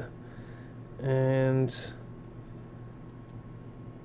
okay, just kind of line everything up and come in here, and I like to only chop the shrink wrap. I'll show you why in a second. So another little trick with the shrink wrap is you can stretch it out. If you have nice rounded needle nose pliers, you can put it on here and then just kind of stretch it out like this, and that will allow you to put this shrink wrap over the head of the zip tie, which does actually make a little bit of a difference. It does seem to make the zip tie not want to bend as much at the first little bit there. So, man, it is getting hot in here. I am sweating like a big fat pig. See how it you can get it up over the head of the zip tie? I'm going to stretch it a little tiny bit more just to kind of help it. Oh, you guys might not have been able to see that. No, you couldn't see what I was doing. I got to bend the camera or twist the camera down.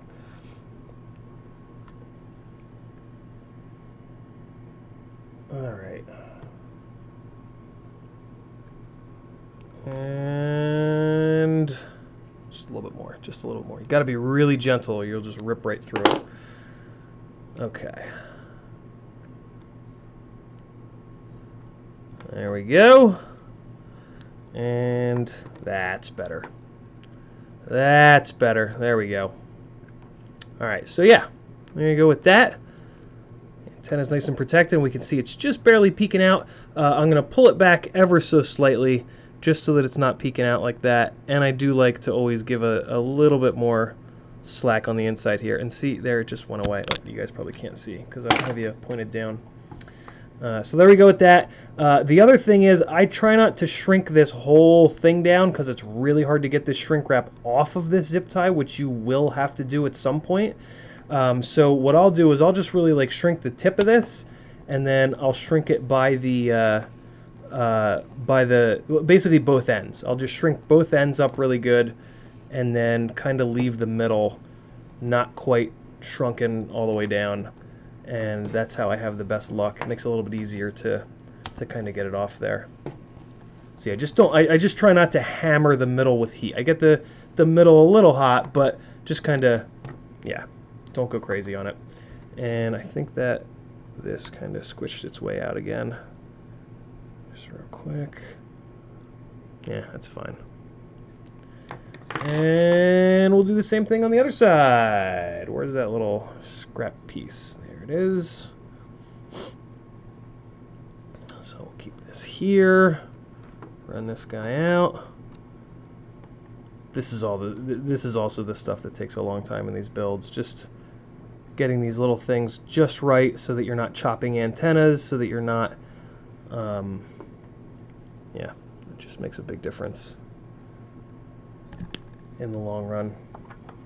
If you're gonna fly it hard, if you're just gonna lope your stuff around the trees, don't worry about any of this. But yeah, if you're gonna fly hard, these little things do make a difference, in my opinion, and in my experience.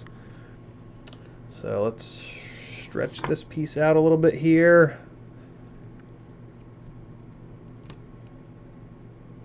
I'm trying to rush, but the second that you rush when you're doing this right here, you will rip the shrink wrap for sure.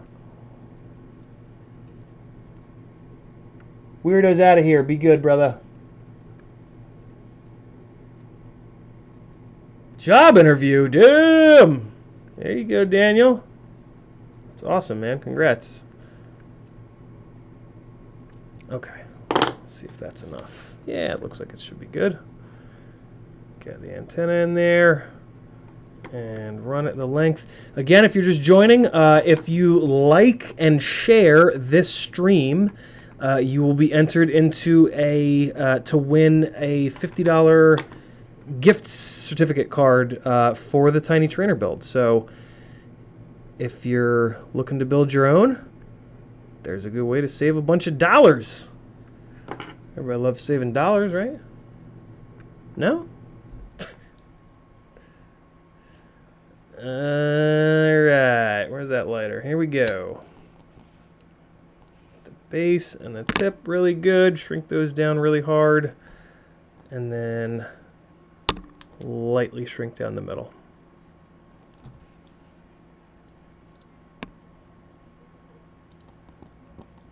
Almost there. Yeah, that looks good. Alright, and there you have it. That's how I'm going to run these antennas. Let me just chop the ends of these zip ties off. Make sure that you don't chop the tip of the antenna off. If you do, replace it, because these antennas are tuned. The length of the unshielded part that's sticking out a little bit on this one is extremely important. So if you chop even a little bit off the tip of one of these antennas, you need to replace it. If it's a diversity setup like this, I mean, you've basically just turned it from diversity into a single antenna, which arguably is not the end of the world, but yeah, you're going to lose performance. So now let's put the bottom battery tray on, because we're at a point where we need to start running these side standoffs, and there's just some other stuff that's going to happen when we do this with this, that is unique to this build. So let's get it going. I'm using these big old fellas for that, but they do need to be... so here's what you do with this battery tray.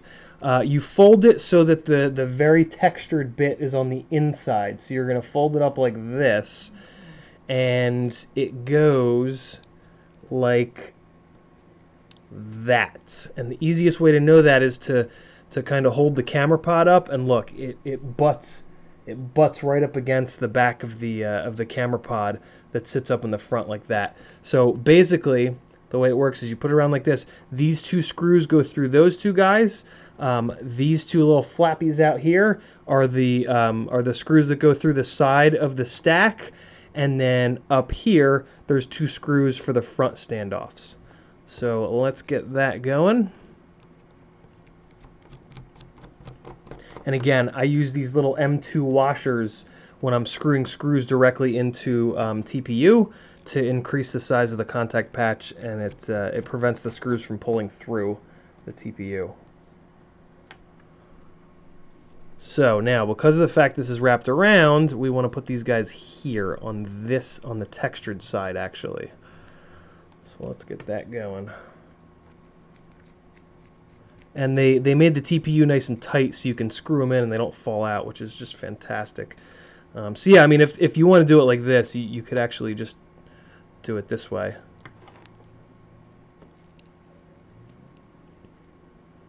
Put everything through this flat side, and then it's just gonna reverse.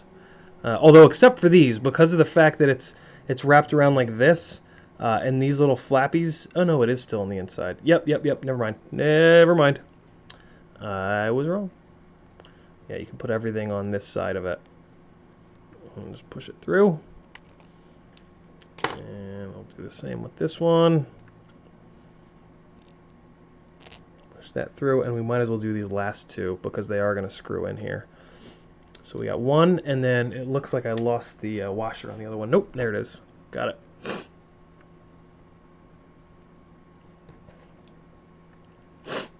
All right, we'll put this one in there, and we're golden. All right, so I think I'm going to do these. I'm actually going to do these stack screws first because they're not a pain, but I have a spacer on the bottom. Well, you'll see in a second. So we're going to wrap this around, and I'm just going to force those guys through the 26 by 26 holes. All right. So now I'm using these wee little washers that I have no idea where I got from, but they are threaded, which is great. So I'm just going to back this out just enough, sneak this guy in, and then it's going to flip out like that. And now I'm going to have to thread the needle. Ooh, there we go. Okay, so now that's on there. I got to get a tool on this to start spinning it. Let's see if I can do this. Come on. And, oh my god, you guys can't see any of this, but it's going kind of well-ish. I don't know how I'm going to show this to you guys. Let me get one, and then maybe it'll be a little bit easier.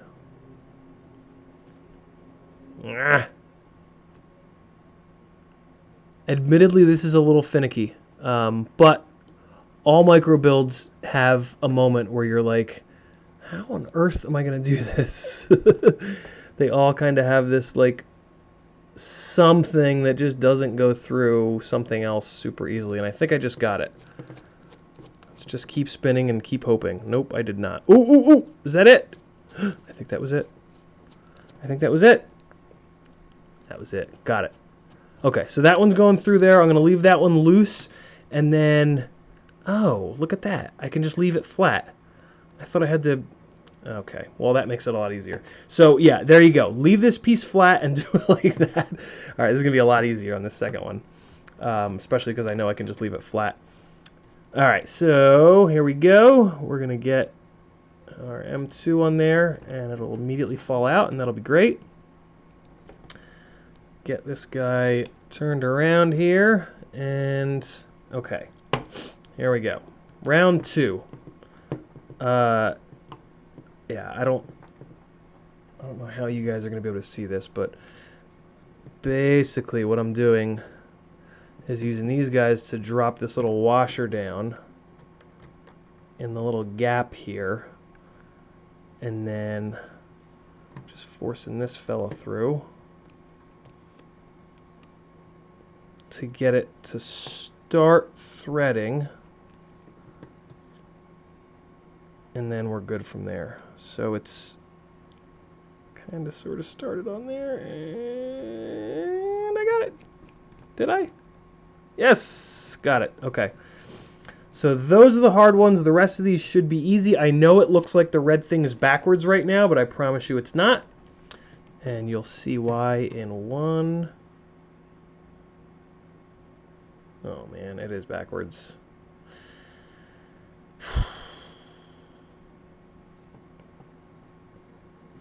Right? No, it's not. No, it's not. No, it's not. No, it's not. Yes, it is.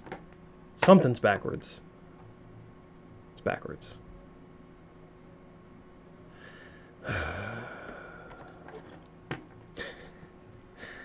Welcome to Micros.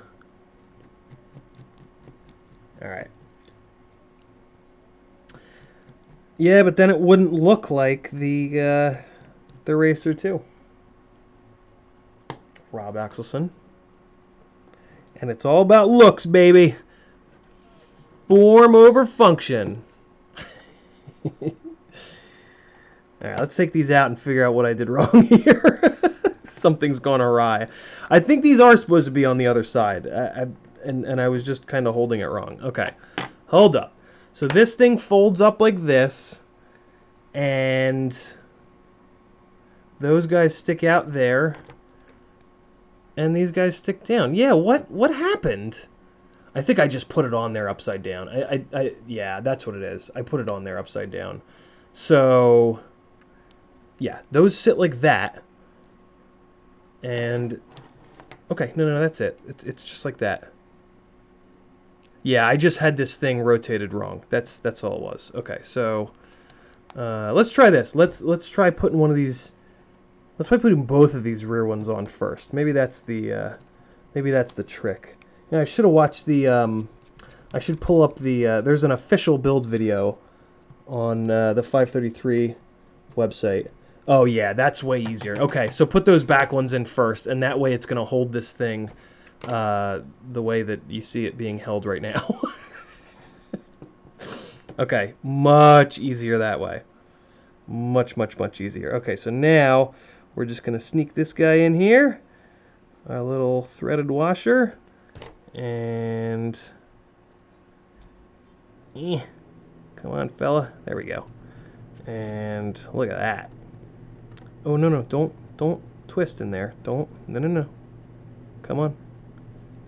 Just got to be nice to them. You gotta talk nice to micro components, or else they'll revolt against you. There we go. There's that one. Let's get this one going.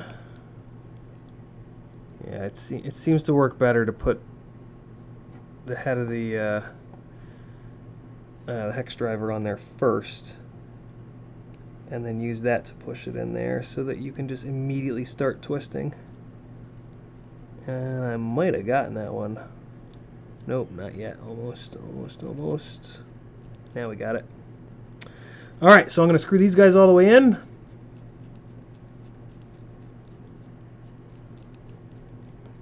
And give them a little tighten. The only thing that I don't like about using these washers is that without the washers, the TPU holds the head of the screw and prevents it from backing out, which is kind of nice. So sometimes when you run these, if you're going to run the washers like this, just understand that you're going to want to check their tightness every so often. Other than that, though, man, it makes it so you can really crank these things down on the TPU without worried about it pulling its way through. And especially these guys that are holding the battery, like you really want to make sure that these are strong. Or it doesn't pull through the TPU, I should say. So there's that guy, and here comes this fella. Bing, bang, boom, you're fired, Bob. There it is. All right, so now the front ones jack into the front TPU pod in order to... Could you guys not see what I was just doing? Oh, boy. So you can see there's one of the screws starting to come through on its own already. That's nice of it. Here's the other one. So first I want to test fit this. And wow, that is close, but it does clear. Woo! That is a tight fit, especially with these guys. Let me just, I gotta really flatten these guys out because that front camera pod comes close. So let me just work with these 4 wires here to get them as flat as I can on the board. Okay, so I like to do this with my fingers because the fleshy, meaty bits of your fingers are nice and soft. And there we go. That is nice and flattened out. So that shouldn't be an issue anymore. I also need to get some spacers between this bottom board and the top board, but I figured I would just throw this on first. Actually, no, I can't do that because it's going to make that top board hard to get off. So let's get the spacer situation figured out here. So in order to do that, we just want to look at the 2 boards lengthwise like this to see what is going to hit. Or what you could do is just see how high you can possibly get it and then just make sure that you've got 2 millimeters on the top for a 2 millimeter nylon nut and then just do it that way. So when I look at this lengthwise, looks like I am going to need a pretty substantial spacer here to kind of keep this board up. So let me look in my little box of wonderfulness to see what we've got here that will fit the bill. So these guys come with RunCam hybrids. I could probably use one of these. There's also we could just do a stack of plastic washers, or we could even do like a rubber, like so this is a Tiny Whoop gummy, and this would also work, but I think I'm going to do something that's threaded. So I'm either going to use one of these guys, or some of the RunCams come with these that are not threaded, but it doesn't look like I have any. So I'm going to actually use, oh, there it is. Yeah, these come with some of the older RunCam stuff, but I think I'm just going to use these because I have a million of these. So let's get these guys. It's nice that they're threaded because that way you can put a constant pressure on the soft mount gummies of the flight controller, or the AIO board. So let's get this board up so that I can squeeze these on. Hopefully there's enough wire length. Oh boy. Did I? Please. Please, please. Be enough. Yes. Come on. A little bit more. A little bit more. Come on. Just a little bit. Yes, yes, yes. Yes, yes, yes, yes. Okay, this is the other reason that you always leave a little bit of slack on the wires, because stuff like that, if you do stuff in the wrong order, like I should have put these washers on already, but I can get away with it because I left a little bit extra wire length and because I ran the wires under. So these little guys are just going to go on. These nut grabbers you can get on Amazon. There's a link down in the description to them. They are so nice to have when you're doing micro builds. Oh my god, cannot tell you enough how nice these little nut grabbers are. I don't think they're called nut grabbers on Amazon. I think they're called like jewelers grabbers or something like that. If you get a set, I have them with 4 prongs. Don't get them with 4 prongs. Get them with either 3 or 6, because all the nuts that we use are 6-sided. These ones that are 4 are kind of a pain on little M2 nuts, because they just kind of slip off, because it's 4 prongs trying to connect to 3. Also, try not to do that. Try not to grab wires with them, because they can punch through the shielding. And I just basically tighten these down until they touch the rubber grommet, and then I give it a tiny little bit more. Not much, just a tiny little bit more. Alright. We've grabbed 2 out of the 4 nuts. Let's move on. Sometimes it gets all angry like that, and you gotta drop it and redo it. Come on. Come on! No! There we go.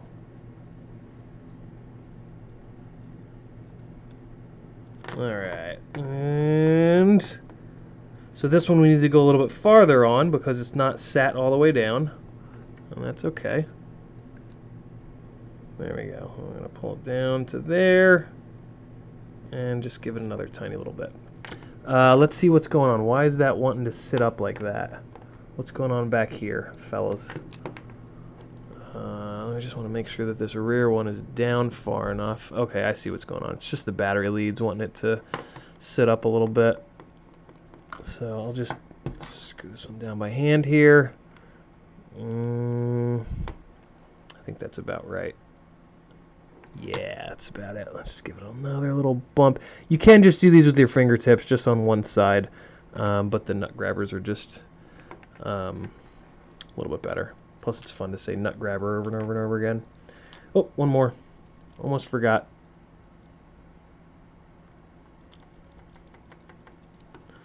All right, until it touches, and then a little bit more. There you go.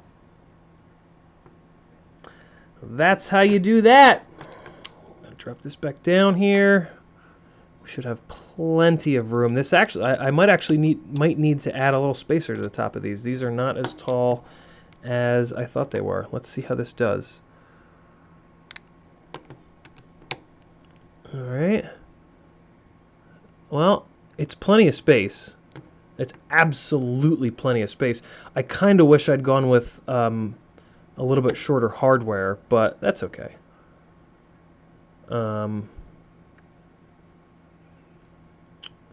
Oh, what's happening there? Oh, this screw is shorter. I wanted to put this screw in the front. Yeah, I don't know. Both sides look. Oh, right. Because of the thickness of the TPU, the sides are a little bit shorter. That was a little confusing. So yeah, now we're good. Let's get some M2 nylon nuts on top of this fella, and we'll be one step closer. Oh my God, what's happening? What? What? Come on. Could you just... Oh my God, there it is. Got it. Got it. Everything's fine. Nobody panic. All right, back into the box of tricks. And we're going to get... You know what? I'll put... I'm going to put metal hardware on top. I'm going to put M2 Nylock screws on top, because I have the... I have plenty of vertical space for them, and I won't have to worry about them backing out. This is where the nut grabbers really come into their own, getting these guys on, because they are a pain. But with the nut grabbers, they're not a pain. There you go. And I do have a little M2 driver that I'll use in a second, because as soon as it hits the nylon, the nut grabbers let go. Because they're not that strong, and because I have the quad. If you had the 3-prong or the 6-prong, it would hold on to these nuts a lot better. But hey, not everything can be perfect. So there we go. That's nice and tight. That's nice and tight. You know what I'm going to say. And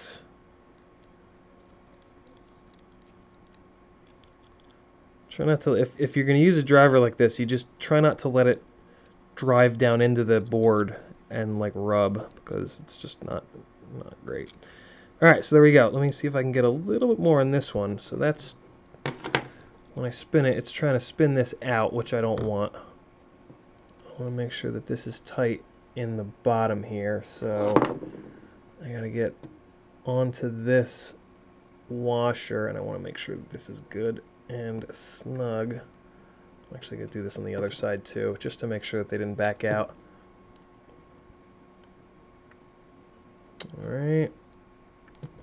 Nah, we're good on this side. It was just this other side that was being difficult. So what I'm going to have to do is leave the... since it's trying to twist itself out, I'm going to have to leave this guy on here and then do it this way. Because when it hits the nylon, it puts... if it's not super tight, it'll try to back the screw out, right? So there we go. That's bolted down. And so now we're going to put the camera into the camera pod here. That just requires a little bit of force. Actually, let's pop these standoffs out in order to do that. Kind of opens up the hole a little bit more. These are M2 standoffs. They are M2 by 16, I believe it is, standoffs. Race Day Quads does sell replacements, but last time I checked, they were out of stock. So check back later. All right, so yeah, the camera you just like force through. I think it certainly seems like it. I don't know if there's necessarily like a method to the madness. Maybe like that, I guess. Nah, I'm just gonna force it through. Without those standoffs in it, it becomes easy to, well, easy-ish to just mash through here.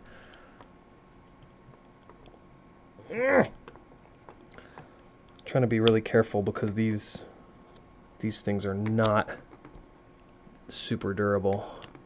Alright, so there we go. Baby turtle is in. Is it turtle? Baby turtle? Is that it? I forget what it's called.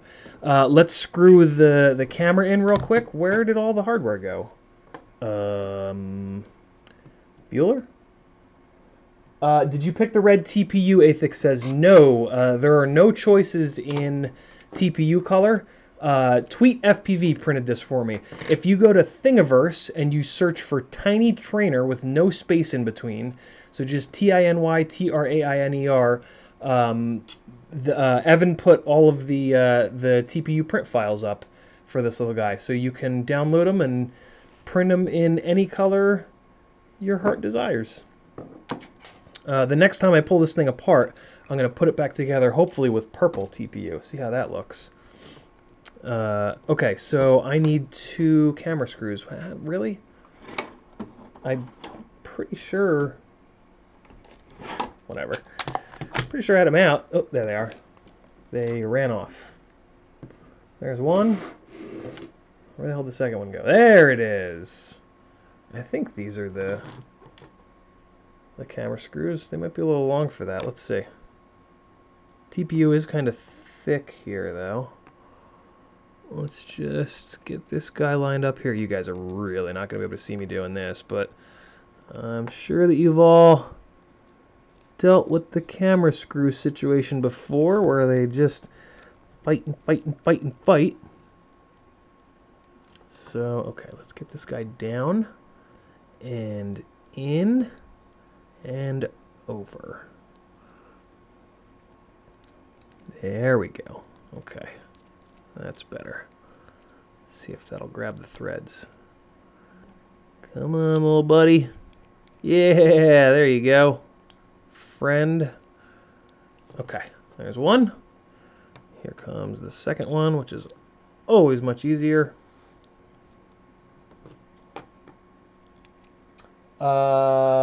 Baby yes, Ciati says Mars FPV. What's that all about? I probably missed, so anybody that tagged me above Athix asking if I picked the red TPU, do me a favor and just copy and paste your post again so I can see it, because it has now scrolled too far off the top, and I'm just going to stay head down in this build here, because I really need to get this done. I can't believe it's been 3.5 hours already. I can believe it because I build slow. But hey, good work takes time, so I'm told. There we go with that. There we go with this one. All right. So that camera is set. We're just going to loop this cable, I guess, up like that. That looks fine. Drop this guy down. And we're going to send these 2 screws up through those standoffs. So get that guy going. And we just need to... let's do this other side first.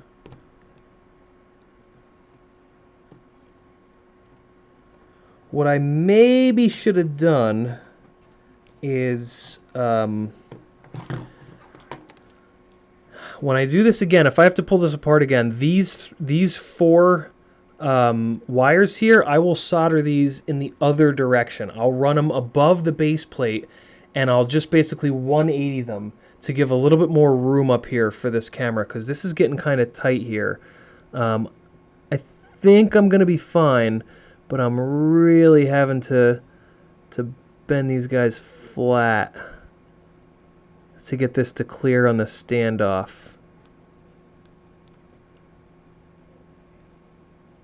All right, I'm hoping that that's enough here. Yeah, that should be good. Let's see.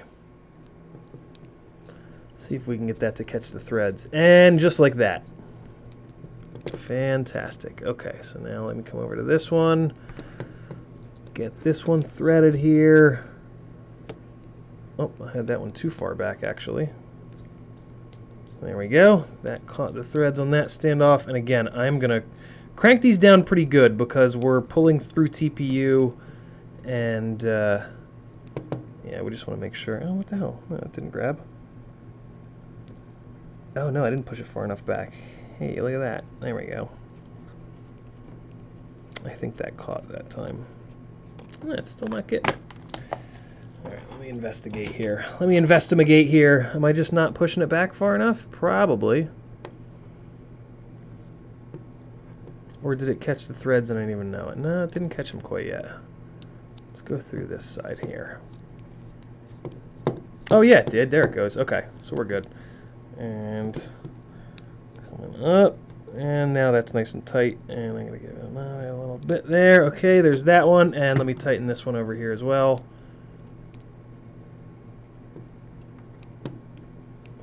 Well, that one was really loose. Jeez.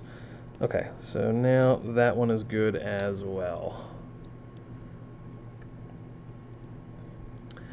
All right, so that's shaping up. Starting to look like a quad, right? Starting to look like a DRL racer. Is it DRL? Yeah, it's DRL that has the racers. So that's good to go. This is just hanging out here because it's for the remote control to change the settings. So I'll just kind of like, I don't know, stick it under there maybe even just kind of tuck it back there. Wait, are we done? Guys, I think we're done. Is that it? Is that all you do to build a quad? Let's give a quick once over to make sure I'm not forgetting everything. My desk is very clean. That's a good sign, right? Solder, we've got the canopy, and we've got some more hardware. Oh, I do need 2 more screws for the front there. Wonder where those went. I'll just steal them from here, I think. Oh wait, no, I can't steal it from there. Those are the prop screws. So we do need to go back in here and grab 2 more M2s. And I would love for them to be button head. I'm not going to get it in M2x7, so I'll snag 2 of these M2x6s that are button head. And I believe that's it. I want to say that we're done. I will need to get to this bind button, so I guess there's no real need to. Although this receiver is actually probably already bound. Let's see what's going on down the bottom there. That VTX is kind of wanting to sit up there. That's interesting, and it's because of this. I'm gonna throw a zip tie around this standoff for this VTX antenna just in case it gets pulled. I don't want it to rip on that that UFL. So let's just run, just for safety, we'll just run a little zip tie here and just cinch it down on that antenna, and that way we'll have. So then we'll have both. Oh, you know what? That's not going to clear the. That's not going to clear the canopy though, unless I rotate it like that. There we go. That's the ticket. Okay, so in theory that'll clear the canopy. We'll find out in a second. I'm gonna run this the other way. I want the antenna pointed up if at all possible, not down. Because when we go nose down, if the antenna's pointed down, it's just not going to be in a good position. So I want to run this under the antenna. Oops, sorry guys. I want to run this under the antenna and up and through, and I can probably just go over. Yeah, that's it. That's what I want. See this? So this will pull the antenna up. You'll see that in 1 second here. You always try to get your antennas up at like a 45 or 30 degree upwards angle, because when you're nose down flying forward, that will put the antenna perfectly vertical, and that will give you the best signal strength in all directions, except for up and down, which is fine. So there we go with that. That's going to prop our antenna up a little bit and just give it a little bit more strain resistance. So that's good there. This guy is just going to kind of hang out here, and then the battery plugs will come out. All right, that's looking good. And yeah, all right. Let's get the transmitter going here. If this makes a noise in the microphone, I apologize, but there's not a whole heck of a lot that I can do about that. Rab Axelson asks if I'm going to zip tie the power lines. Probably not, because of the way that the battery sits in this thing. I really don't think that I'm going to need to. So what I'm going to probably just piggyback this off of another model, and it's just going to be the CB3 generic model. All right, that's fine. All right, so let's get it bound. If you're trying to bind by yourself, down in the description, there are these spring-loaded little fellas, which are really nice because you can just put them on the bind button, and it'll hold it down for you. And then you can just plug your batteries in with 2 hands, like a normal person. And then take it off the bind button, and see, now it's binding. Is that bound yet? I don't know. Let's see. And it's gone green, so we're bound. Okay, so next thing we need is USB to get this into beta flight, and I'll show you guys my super duper cinematic beta flight setup. If you're going to be racing, I would definitely not recommend this unless for some reason you're using your racing footage for cinematic purposes, or just for whatever reason you want to be extra smooth. So let's get this going here. Hey, there we have it. Okay, so I have not done anything with this board. This board is straight from the factory like this, so who knows what firmware it'll be on. I'm probably going to get it on to 4.1, but let's just dive into that. Here's the props that we're going to use.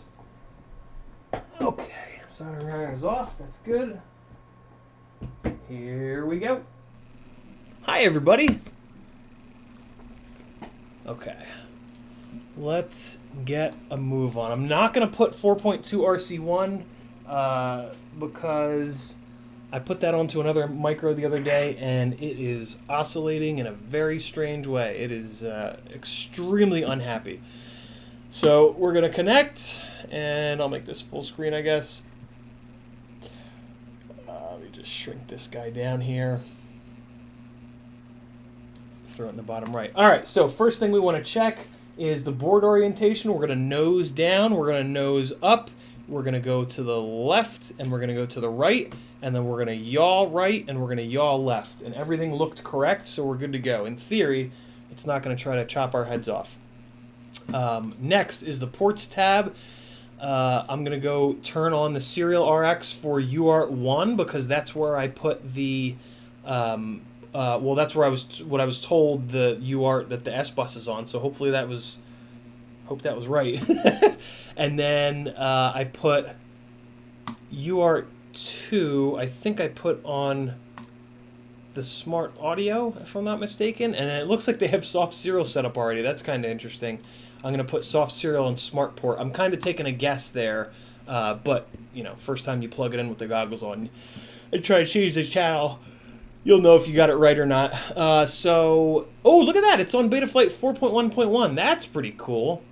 So what I'm going to do is, I'm tempted to put it onto 4.1.6, but they didn't really make any drastic changes, so I think I'm going to leave it. I'm just going to leave it on 4.1.1. That's fine. Yeah, I can't think of any big changes between 4.1.1 and 4.1.6, so we'll leave it. Motors are reversed. I prefer that.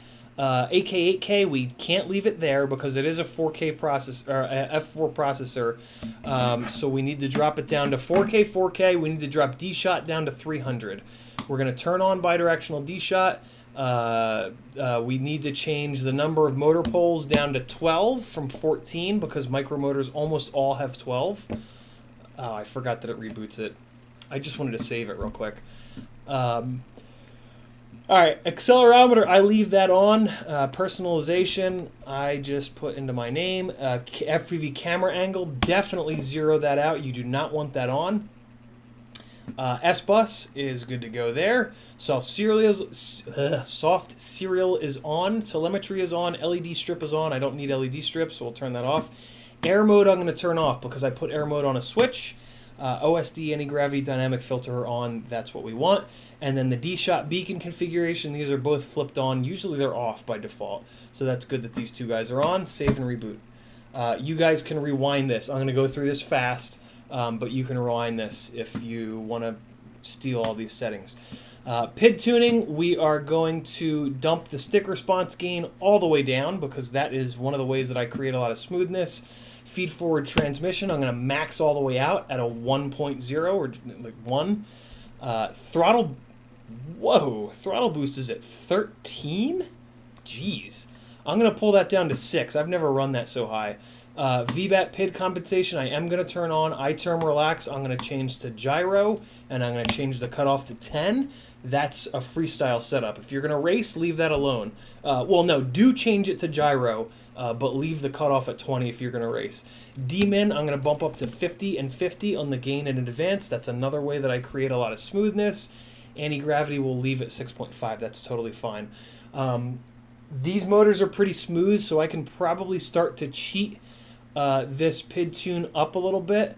So I'm going to move the P and D gain up a notch, and I'm going to move the master down a notch. The main reason why I move the master multiplier down a notch is to pull the I gains down a little bit, just to make it a little bit more loose. It doesn't make it at quite so tight and like locked on center at all times. And I'm going to leave pretty much everything else the same here in the PID settings. Rate profile, my rates are 0.6. 0.6 and 0.6, and then super rate of 0.83 across the board. That gives me right around 700 degrees per second, and I run 0 expo. So that makes the center of the stick nice and soft, but then there's a nice big increase towards the end here to get up to that 706 degrees per second. We're going to save that. You don't have to save in between each one, but I'm I save as often as I can. Again, because these are nice smooth motors, I'm going to cheat this. I don't recommend doing this right off the bat like this, but I've done enough builds where I'm pretty sure this setup is going to be able to handle this. So pull both of these guys. I'm going to pull them up to 1.5. Down the road, maybe I'll pull them all the way up to 2 to reduce a little bit more filtering. The gyro RPM filter section, we want to leave the same.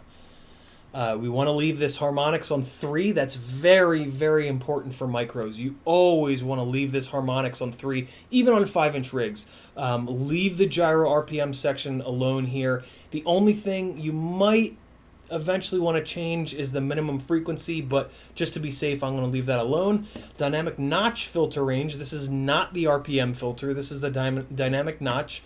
We're going to move this down to low. Yes, even on a micro, we're going to move it to low. The dynamic notch width percent, we're going to zero that out. That changes it from 2 dynamic notches to 1. And then the Q, we're going to move up to 250. And the minimum, we're actually going to move down to 90. These are fairly aggressive settings. On my Patreon channel, I have a bullet point list of everything that I just did. You can find it with the tag Tech Talk over there. What I just did here makes a huge difference in the flight characteristics of Betaflight with RPM filters. Basically, what I've just done, when you turn the RPM filters on, you now have an over-filtered setup. The process that I just did prevents it from being an over-filtered setup, and I've actually moved it towards almost being under-filtered possibly, but mainly that if I were to leave these guys at 1.0, I would have a normally filtered setup. Now that I start moving these up, that's what turns it into a setup that could be a little bit under-filtered, but again, because I know these motors are nice and smooth, I can get away with this. If you're going to be building this on a motor that's notchy, even a little bit notchy, I would not move these sliders up. I would leave these sliders on 1.0. Everything else that I did down here should be fine, but just don't move these sliders up until you've at least maidened it to make sure that the motors aren't getting too hot. And we're going to save. Come down to the receiver tab. Let's see if our receiver is connected, and it's not. That's not great. But the lights aren't on the receiver. I guess this AIO requires battery power to power whatever the pads are that I put the receiver on. And look at that. Now we got some motion. Channel map, we've got to move over to TAER 1, 2, 3, 4, and looks like the aux channel here, the one that's dancing, is on aux 4. So we're going to move that off of aux 12 to aux 4, and when we save, you're going to see that this preview is going to stop flipping around because now we're saving that TAER channel map. So now we want to check our levels. If I go top right on all the sticks, I can see what these values are, and they're all pretty much right at 2,000, a little bit below. So our stick high threshold, we can cheat it a little bit, move it up to like 1980. And now for stick low, we go bottom left with all the sticks, and they all hit nicely at 987. So we can change our stick low threshold to 1,000. I always put in 1 point of deadband just in case, and I put this auto smoothness to 20, again, just for a little bit more smoothness on the sticks. Modes tab, this is how I set up my modes. ARM is on aux 1. Looks like they already have that. I do not run angle mode, so I'm going to turn that off. I do run horizon, but I run it all the way with the switch above the throttle pushed upwards. This is an, oh my god, I've lost video kind of panic function switch. The beeper is on aux 3, and you always want the beeper all the way down on the switch. You never want it right in the middle. Wow, the quad's spinning its motors when I turn the beeper on. That's interesting. Just a little bit, but... so yeah, beeper is always all the way down. OSD disable, I'm not going to run on this rig because it is HD. If it was not an HD rig, I would have a switch position for OSD disable. The board does not have black box, so we don't have to worry about that. Here we go, air mode. So I do run air mode on a switch, and I run it on the same switch that I have for, oh my god, panic, panic, panic. So there we go with that. Flip over after crash is on aux 3, but you want to put flip over after crash in the middle switch location. You want the beeper to be all the way down and the flip over after crash to be in the middle here. That's weird. Why is that not lighting up? There it goes, because I didn't save it. Okay. And then the last one that I do is launch control, just for funsies, and I put that on aux 2 right in the middle. And that's how I set up my rig. My switches, rather. Pre-arm, VTX, pit mode, paralyzed, none of the above. All right, save it. Adjustments, we don't need. That turns on with the enable expert mode, so does servos. Motors, we do want to check. I wonder what version. Well, okay, so I'm actually going to turn bidirectional off because I need to check the ESC on this thing. So in order to do that, we need to actually get out of Betaflight and fire up BL Heli S. But we need to disconnect from Betaflight first. You can't be connected to Betaflight and BL Heli. So here's BL Heli. Let's get connected to that. I will full screen it for you guys. Read setup in the bottom right corner, hiding behind the little thing there. And so these are on 16.7, but they need to be on 16.71 in order for bidirectional D-Shot to work. So let's go to Flash All, and we're going to select 16.71 official beta, and we're going to flash. Give that a little bit of time. Flip you guys back over to me. I don't really know. Oh, the chat. The chat got buried here. Let me just find it. Where are you guys at? There you guys are. Let me pull you over to my other screen so I can see if I've been blasting through any questions that you guys have had. Okay. Wow, okay. Only one. Have you tried Emu Flight's new release? Asks Zach Barnes. So Butterflight freaked out on me a couple times because the devs didn't... there was a target that the devs didn't work on, and I went to the hospital once and had a big bloody mess the next time. It chopped up my right hand pretty good, even on a micro. And it was then that I decided that I was really only going to run flight firmware from bigger teams of people, and that's kind of still my opinion. So not going to go the Emu Flight route just because these things are kind of dangerous, and I want the most solid known quantity firmware as possible on them in hopes that they don't try to kill me. So those guys are all updated. I should have... Well, I'm going to have to go back into Betaflight to spin the motors up. We'll deal with that. Here's some of the other things that I changed in BL Heli. Beacon delay. I changed that from 10 minutes down to 2 minutes. Beacon strength. I move it up from 80 to like 140, 160-ish. And then the beep strength, which is the initial boop-boop-boop, I move that down just so that if I'm plugging a rig in really late at night. Sometimes I mess around with this motor timing, not often. I definitely do turn on, brake on stop though, and that's where I leave it. And you got to write that setup. Give it a second, and there we go. Disconnect, and now we're going to hop into Betaflight and we're going to spin the motors up and see what direction they're spinning. So we're going to reconnect here, motors tab, I understand the risks, master slider, up, and let's see what direction they're spinning. Motor 4 is correct. Motor 2 is not. Motor 1 is correct. Motor 3 is not. So 2 and 3 need to spin the other direction. So let's get that taken care of here. 2 and 3. So we need to get out of Betaflight, back into BL Heli, and connect, and read, which is bottom right. And we need to go normal to reversed, right setup.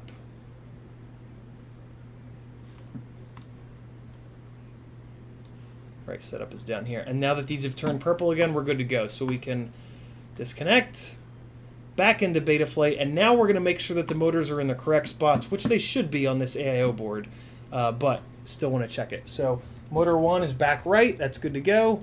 Motor 2 is right front, that's good to go. Motor 3 is left rear, that's good to go. Motor 4 is left front, that's all set to go. So now we're going to spin the motors up one more time just to make sure that they're spinning the right directions. And correct, Correct, correct, correct. Good to go. And we might as well check the noise level of the motors to make sure that one of them is not louder than the other, because these are not brand new motors here. So each individual, just listen. All right. Hear the difference? So motor 1 is kind of beat, as is motor 3, a little bit beat. And the motor 4 is nice and quiet. So that's actually kind of nice. The beat motors are on the back. The front motors always get more abuse, so this is kind of nice. I'll beat the front motors up so they match the rears. These motors are smooth enough when you turn them by hand like this that even though these two guys are a little bit noisy, I think we're going to be completely fine. So back into Betaflight we go. And OSD, I have a quick kind of dump that I can use here off screen. Let's grab this and we'll drop that in to the CLI, and that should get most of our OSD where I want it. I thought I misspelled save, but I didn't. All right, so let's check out the OSD, see how much came across. It's pretty good. The only thing that I add is the pitch and the roll angle. I've been kind of messing around with them lately. It's kind of interesting to see what degree of pitch and angle I'm at any given time. Save that. Total for the timers, always, well, not always, but, well, yeah, always. Put it on total armed time. That's the best setting in my opinion. NTSC, font default, I like to move it up to font large, and for the capacity alarm, I'm going to move this down to, what are these, 450s? Yeah, 450 mAh. Save it. You can mess around with your warnings and your post-flight statistics. Not post-flight statistics. So we got a large font, we'll upload the font. I don't know if you have to do that twice, but yeah, you're fine with your air mode on all the time, William. I only do it so that if I want to land on something that's kind of sketchy, I can turn air mode off and then land without any risk of that air mode bounce. Black mode, this does not have. Tethered logging sensors, don't need any of that. Last thing is video transmitter. So this is an eSheen Nano. Let me pull power from this. No need to telemetry lost. Just continue to pour heat onto that VTX. So this is an eSheen Nano. I actually forget what protocol that's on. Anybody remember? It might be Tramp protocol. eSheen Nano protocol. Nah, screw protocol. That'll probably just tell me. It is on Tramp, right? Yeah, I thought so. Let's just double check it. IRC Tramp, look at that. Right in the description. All right, cool. So we are going to load from file. And there's my VTX table for Tramp. Open that. And, well, okay. This doesn't always work, though. On until first arm, I love turning that on here in the low power disarm. I am going to save this on the VTX, but I'm also going to check. Okay, so you see here, there is and I saved this. I had to look this up in the GitHub, but there is a specific VTX table that you have to dump into the CLI for the eSheen Nano and for the VTX 03S. So let me copy this and just move this out of the way. Come into the CLI and we'll just drop this in here. And now the VTX is going to work properly. I might not have had to do that, but I don't know. It's safer to do it that way. So we got on until first arm. This looks good. VTX type smart audio. No, it's just say Tramp there. That's weird. Hold on. I thought I should say Tramp there. Smart audio. It doesn't say... Huh. Interesting. Alright, so... Well, let's do this. Let's plug the goggles in, get into the OSD, and we'll see what happens. Do I have goggles? Are they gone? Oh, they're charging. Hey, look at me go. All right, and this is also going to tell us if the ports are. This is going to tell us a bunch of things. It's going to tell us if the ports are correct. This is going to tell us if we have video, if we have OSD. It kind of knocks a bunch of stuff out all at once, which is nice. So I'm going to switch batteries because these batteries are at storage voltage, so I don't want to go leaving one plugged in for too long. All right, so let's see here. R8 is getting a nice strong signal. Hey, we've got video and we've got OSD. Look at us go. No memory card, it says. That's fine. My God, I wish you guys could see how bad the FPV feed is on this baby turtle. It is pretty incredible. All right, so Smart Audio is not working. So let's pull power, plug it back into Betaflight, and we'll swap those ports. Hopefully that will fix it. If it doesn't, I'm just gonna jump off the balcony. No, I wouldn't do that. That's a terrible idea. Okay, that's the problem. I didn't have it on Tramp. Save and reboot. And let's try again. I should be able to leave it plugged in, right? Telemetry recovered. Turn my goggles back on with my wonderful little JAS, Just a Switch, by FPV Geek. And now we'll come back in here. Tramp. Hey, there we go. So let's go to race band 7, and we'll see if it changes channels. VTX power is on 25. I'm going to kick that up to 200, and I'm going to hit set. Hey, look at that. All right, so we picked the right port, dropped down to race 7, and there is the most washed out of FPV views ever. And confirm. Cool. So let's go save and reboot. What's OBS on? You guys not looking at me? Here, you can see me looking all goofy with the goggles on. Battery full of 3 maybe I charged these batteries. Okay, no card. The OSD is kind of pushed out into the corners a little bit. That's weird. The OSD is pushed over on the right. Strange. Let's pull power again. Try to keep the VTX as cool as possible. And let's go into OSD, and I'm just going to move these right ones over a notch. And then they're going to be a lot more readable. All right, that looks good.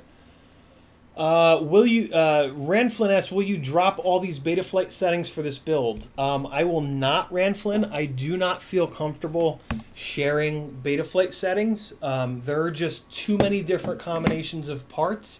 And to be quite honest, my setup and my PIDs and stuff like that are pretty aggressive and pretty specific to me. If you really want to grab them, you can just rewatch this video and pause it, but I really don't recommend it. I really recommend that you tune your rigs like for your specific likes, and for when it comes to PID tuning and filtering, I always recommend that you run them completely stock and then start to increase them. I have written a couple on my Patreon page. I have a couple posts with bullet points and step-by-step how to decrease the filtering. And for an unknown build, which is what, your build is unknown to me, right? All your guys' builds are totally unknown to me. So for an unknown build, it's pretty important for you to work your way through those bullet points step by step, checking your motor heat in between each one. Sometimes you can do like maybe 2 steps at a time, or maybe even 3 steps at a time, but it's important to do these things one by one, unless you've done it a million times like I have. I can skip a lot of steps because I've done 50 different builds with these motors, so I have a really good idea of how hard I can push these motors, how low I can drop the filtering, and still get away with it. But again, like I said, for you guys that haven't done 50 builds with the specific set of motors that you're using, you want to do this step by step. That's going to prevent you from cooking an ESC, and or cooking motors and or losing the whole rig, right? If you arm it and it flies away because you use my PID settings that were really aggressive or my filter settings that are aggressive, you could lose it like forever, and I don't want that on my conscience. You know, I don't think anybody would come back to me and go, "Yo, WTF, man? I used your settings and now it's on a roof, gone forever." But I don't want that to happen to any of you guys. I hope you guys kind of understand that, and that's cool.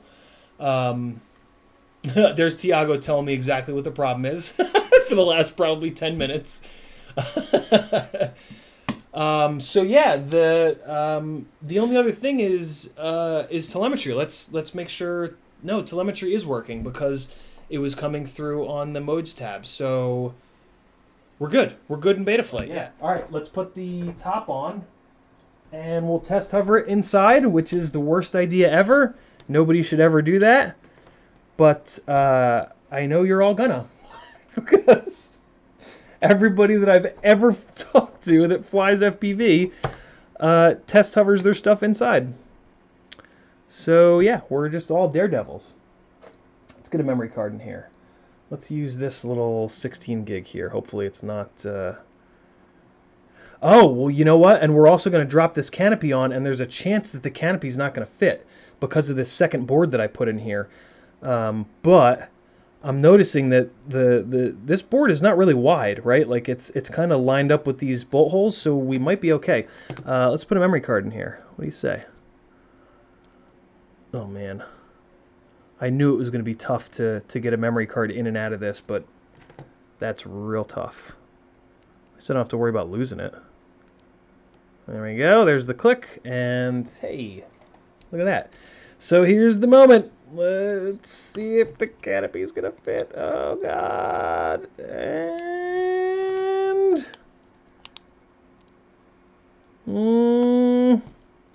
not bad.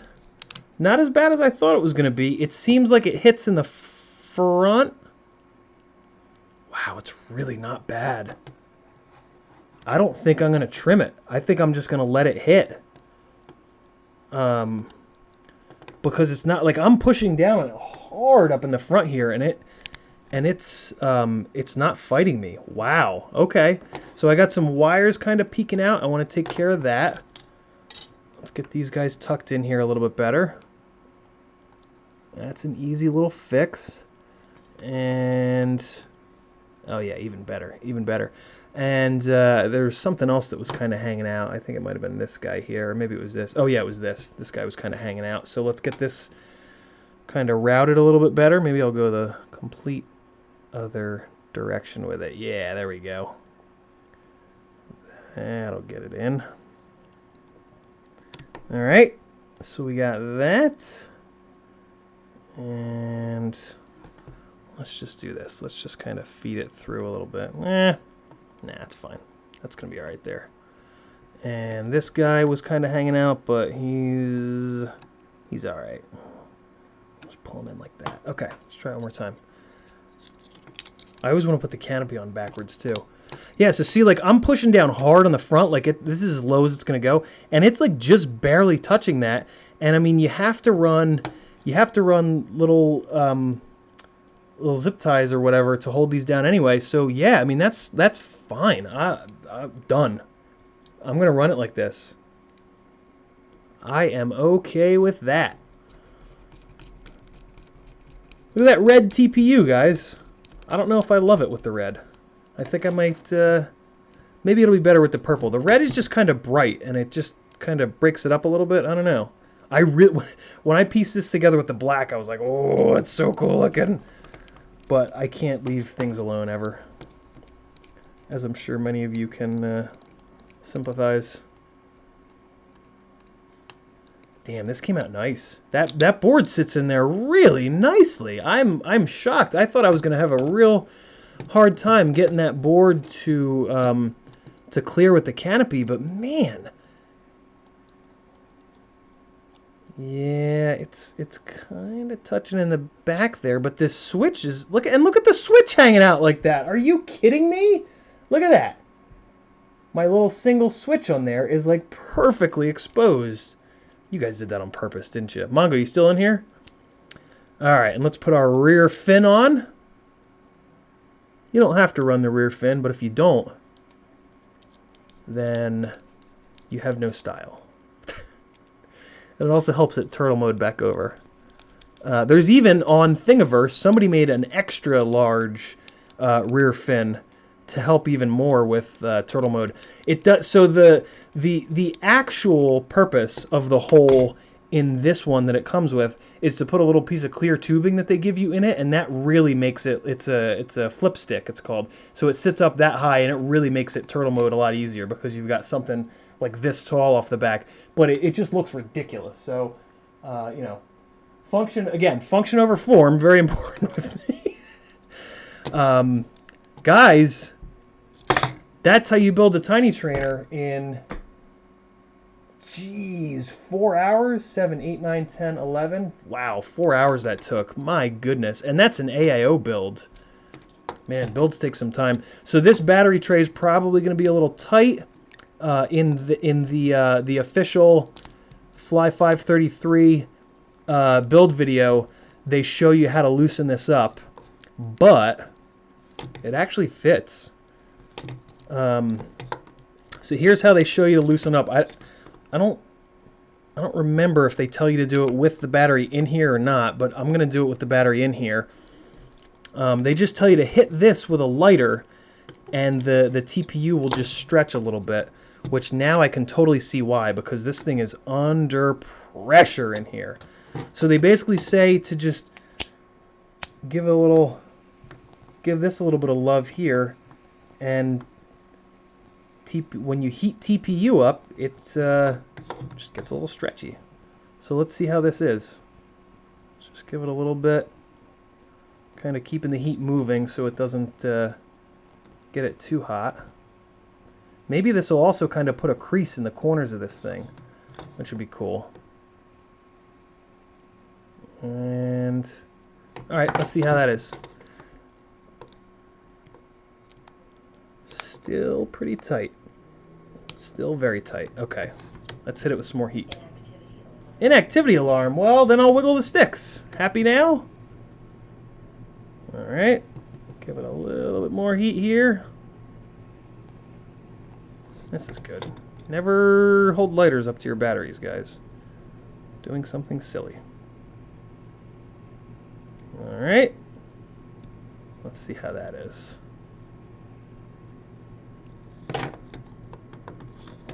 Man, it is, I can see why you wouldn't want this super tight. It is, it's, I don't know how to get the battery out of here. There we go. That got it to budge a little bit. I mean, nah, I can't just go yanking on those. So yeah, this might take a little bit of finagling, but I'm gonna actually stop there. That's fine. This thing is gonna plug in completely fine here, and we are going to test hover it and shut this stream down. You guys are in it for the long haul, man. You guys are rocking. Look at that. Green LEDs shining through. That looks cool. At some point, I'm going to put one more LED on the inside. I meant to do it here today, but I forgot, and that's okay, because it's already taken way too long to do this build anyway. And here we go. Here are the 3x1.5s. What I will say about these props is that if you have a 200-gram rig with... Oh, I gotta hold these guys down, or they're going to hit the props, aren't they? Yeah, almost. So I got to find a good way to hold these down. I think for the time being, I'm going to try to use these TPU printed wrap strap guys. Forget. Okay, yeah, so it's that through. So because I have this running HD, and that HD card is kind of buried in there, I need to figure out an easily removable right way of holding these arm things down, and it might just end up being a rubber band. Get like a nice thick black rubber band, but these little wrap strappy things will do for right now. I get these from BMC 3D, but I'll bet there are files on Thingiverse for them. I think the front ones are the only ones that are really sticking up high. Yeah, the front ones are really the only ones that hit on that HD board. All right, so let's do this one here. Wait, no, I did it the other way, didn't I? Gotta have symmetry. Very important. Okay. And it looks like this is just going to be kind of perfect on this one, right? Yeah, look at that. Alright. These little wrap strap things are pretty easy to remove, too, so maybe I'll just stick with these. They look kind of cool, I guess. Got that red thing going, right?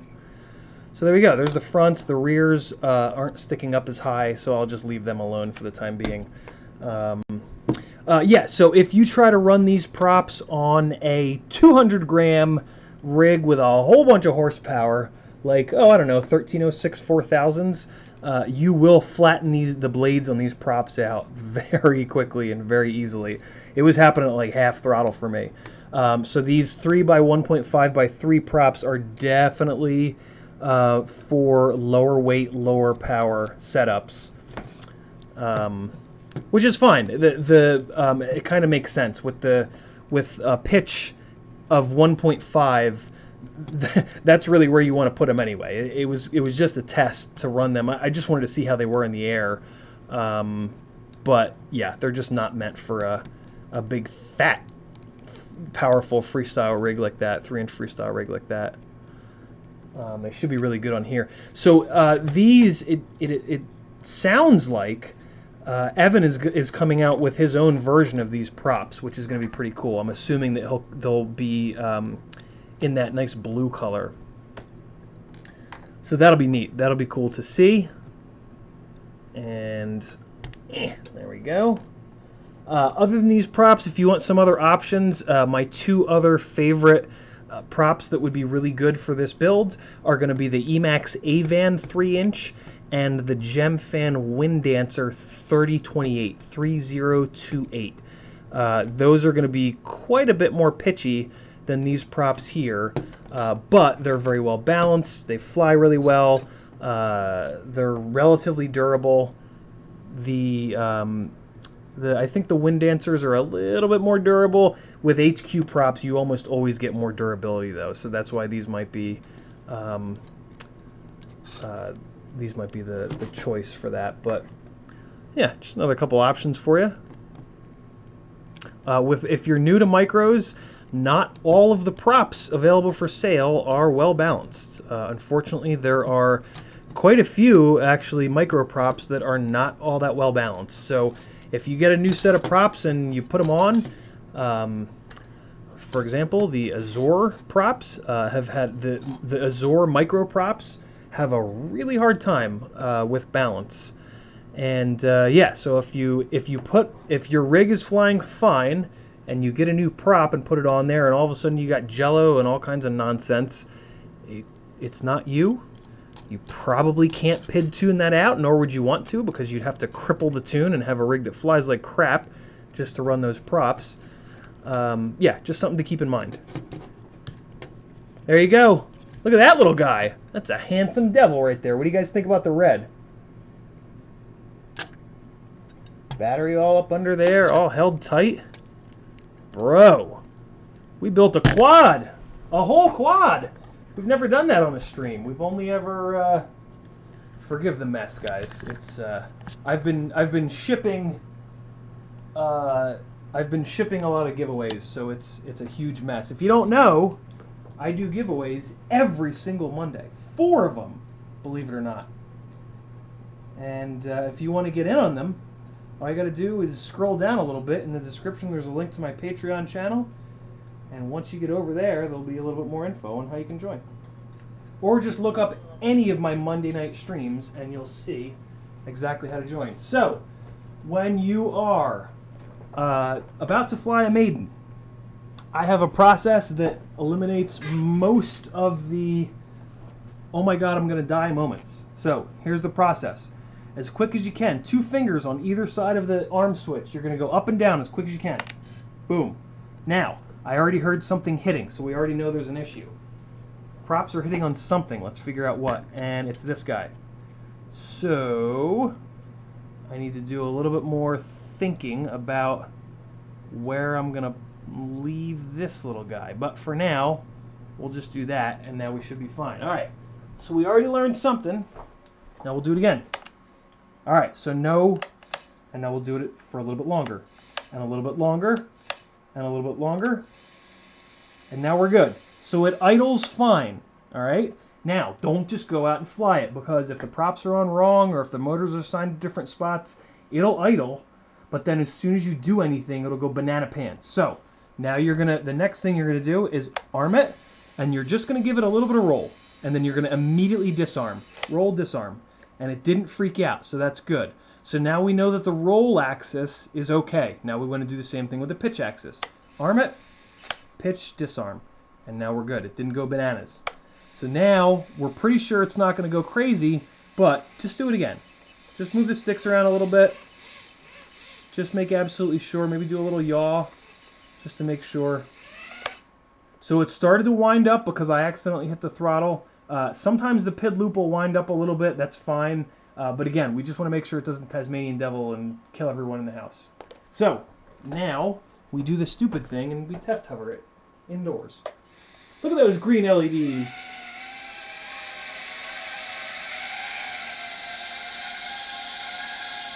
Oh, it's in angle mode. I was like, that's acting really weird. So there you go. It flies. Look what we have created! Let me be really dumb and I'll get it right up on the webcam.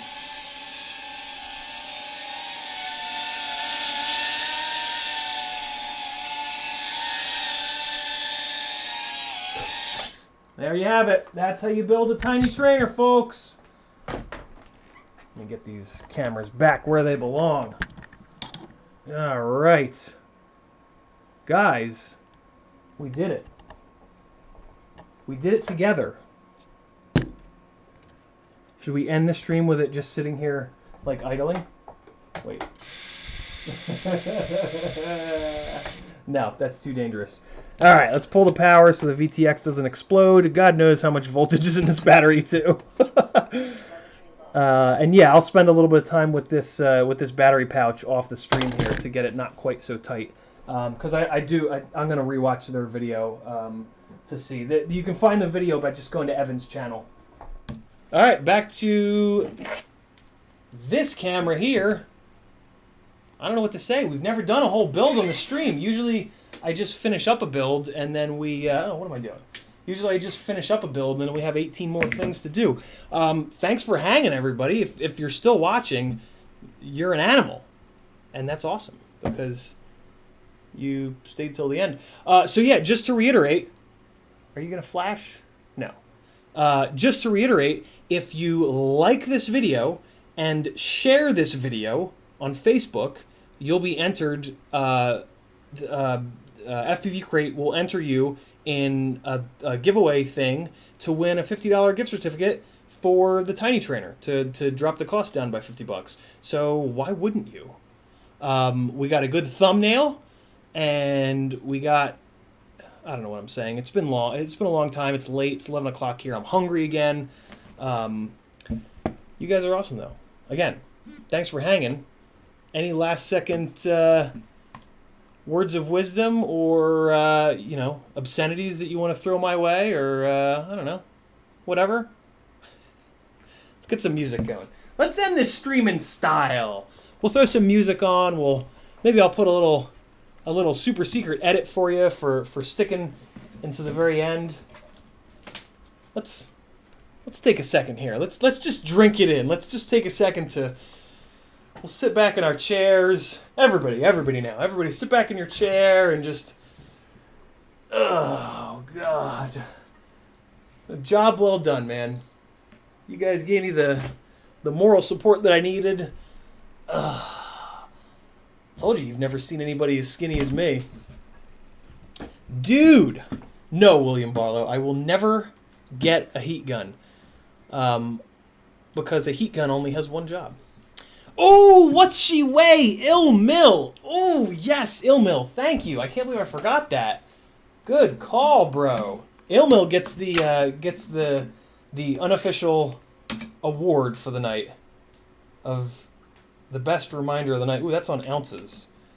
You know I've been shipping giveaways when my scale is on ounces. 151.1. Look at that. 151. Not bad. And that's like loaded down. I've got like the little TPU wrap strap things. I've got what else do I have on here that's heavy?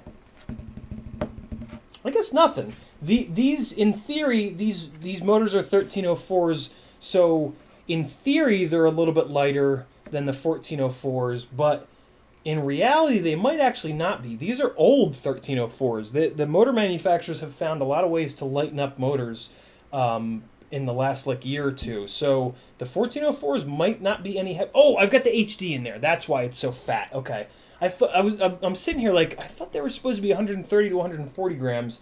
Yeah, I've got that HD board on there, so that's probably that HD PCB is probably an extra like 5 or 6 grams of dead weight. So yeah, not bad. 151. This is gonna be fun to fly at that weight. That's a cool weight. I'm used to flying 3-inch rigs that are about 200 grams. So yeah. Yeah, man. I need sun. Yeah, we all need sun, man. We're stuck inside. There's a pandemic outside. I'm not going out there. Forget that. Baby turtle cam from before. See you later, Mars. We're done. Everything's good. No other questions. No other things that I forgot. 3, 2, 1. Ooh. Let's look at how much prop is in view. That's actually, so just in case anybody else wants to go the HD route, let me show you what how much prop to expect. And the sun does kill. Yeah, OCD, that's what I'm talking about. Sun kills. All right, let me get this Immersion RC power play hooked up here, and we can take a look. From the looks of it, there is going to be a good amount of prop in view, but these 3 by 1.5 by 3s are gray, so they might disappear pretty good. You guys will know in a second. Okay, so let's get that guy down there. We can point this fella down a little bit, and I can turn that off. My goggles are gone. Where'd they go? Hey, there they are. This is why you put things in the same spot every time, so they don't disappear. Goggles are on. Wait, I don't need my goggles on my head. There's a little screen. Well, now you guys will get to see how awful the FPV view is from the baby turtle. All right, there we go. So the Logitech is focused. And what can I point this at? This room is kind of dark. All right, so I'll point it over there. Wow, not bad. That is not a lot of prop in view. What if I point it up at the studio light? So that flickering is this cable between the power play and my goggles. All right, so there's the corner. Okay, so there you can really see it. That's not bad. That's not a lot of prop in view. I'm kind of shocked. That's mainly because the field of view of these split cameras is kind of crappy. So yeah, there you go. That's the amount of prop in view. And no, you can't adjust that at all. Yeah, so there you go. That, oh man, that's not bad. That excites me. And they are gray, so they should pretty much disappear. All right, don't do this, but don't tell anyone I did this. Keep this a secret. Welcome to OpenTX.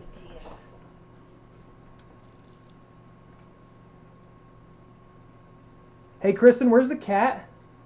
On my head. On your head? Okay. That's fine. All right.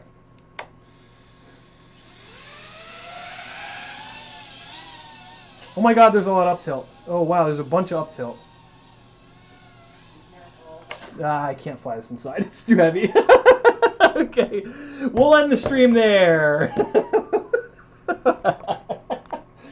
Thanks for hanging out, everybody. Very, very cool of you guys to stay to the end. And I hope you enjoyed. I hope you build your own. This seems like a really good rig. I will do some flying with it tomorrow and have some footage maybe for Quarren Stream number 29. I think tomorrow's the 29th day of Quarren Streaming. So I'll see you there. Like, subscribe, do all the things. Discord, Patreon, all the good stuff. Do it, or else I'll come to your house and attack you physically. Goodbye. Wait, no. Music. No. We're going to end in style. Can you do me the biggest favor ever and unplug that? It should be within reach. Nope, it's not. All right, here we go. Going out with style. Come on. Come on, YouTube. Come on.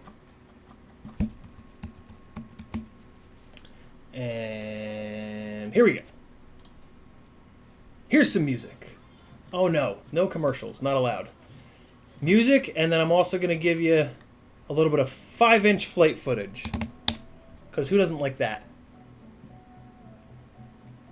Ranflin, the budget for this build is over on FPVCrate's website. I basically built almost exactly the FPVCrate Tiny Trainer. So link down below, the very top link in the description will bring you over to the FPVCrate page, and you can hit the Tiny Trainer. They're doing a box. They're doing a kit with everything that you need for it. And if you hit the link down below, and then you... wait a second. No, hold on. I have the... Oh, there you go. Less than 160. Night Train just hooked you up. And so we got the music. Now I just got to find little secret unreleased footage from you. All right. And this light is dying. Oh, nope, that made it worse. Okay. Let me send you guys out with a little bit of footage here. This is my 5-inch glide, 600 grams all up. GoPro Session 5, no stabilization or any of that nonsense. What can I give you guys? Ooh, the Charlotte Rough Cut's a good one. No, I know what I'll give you guys. I know what I'll give you guys. If you saw Steele's recent Verizon Tower dive, I was there with him that day. And here is what I was up to while he was doing that. Enjoy. See you guys tomorrow.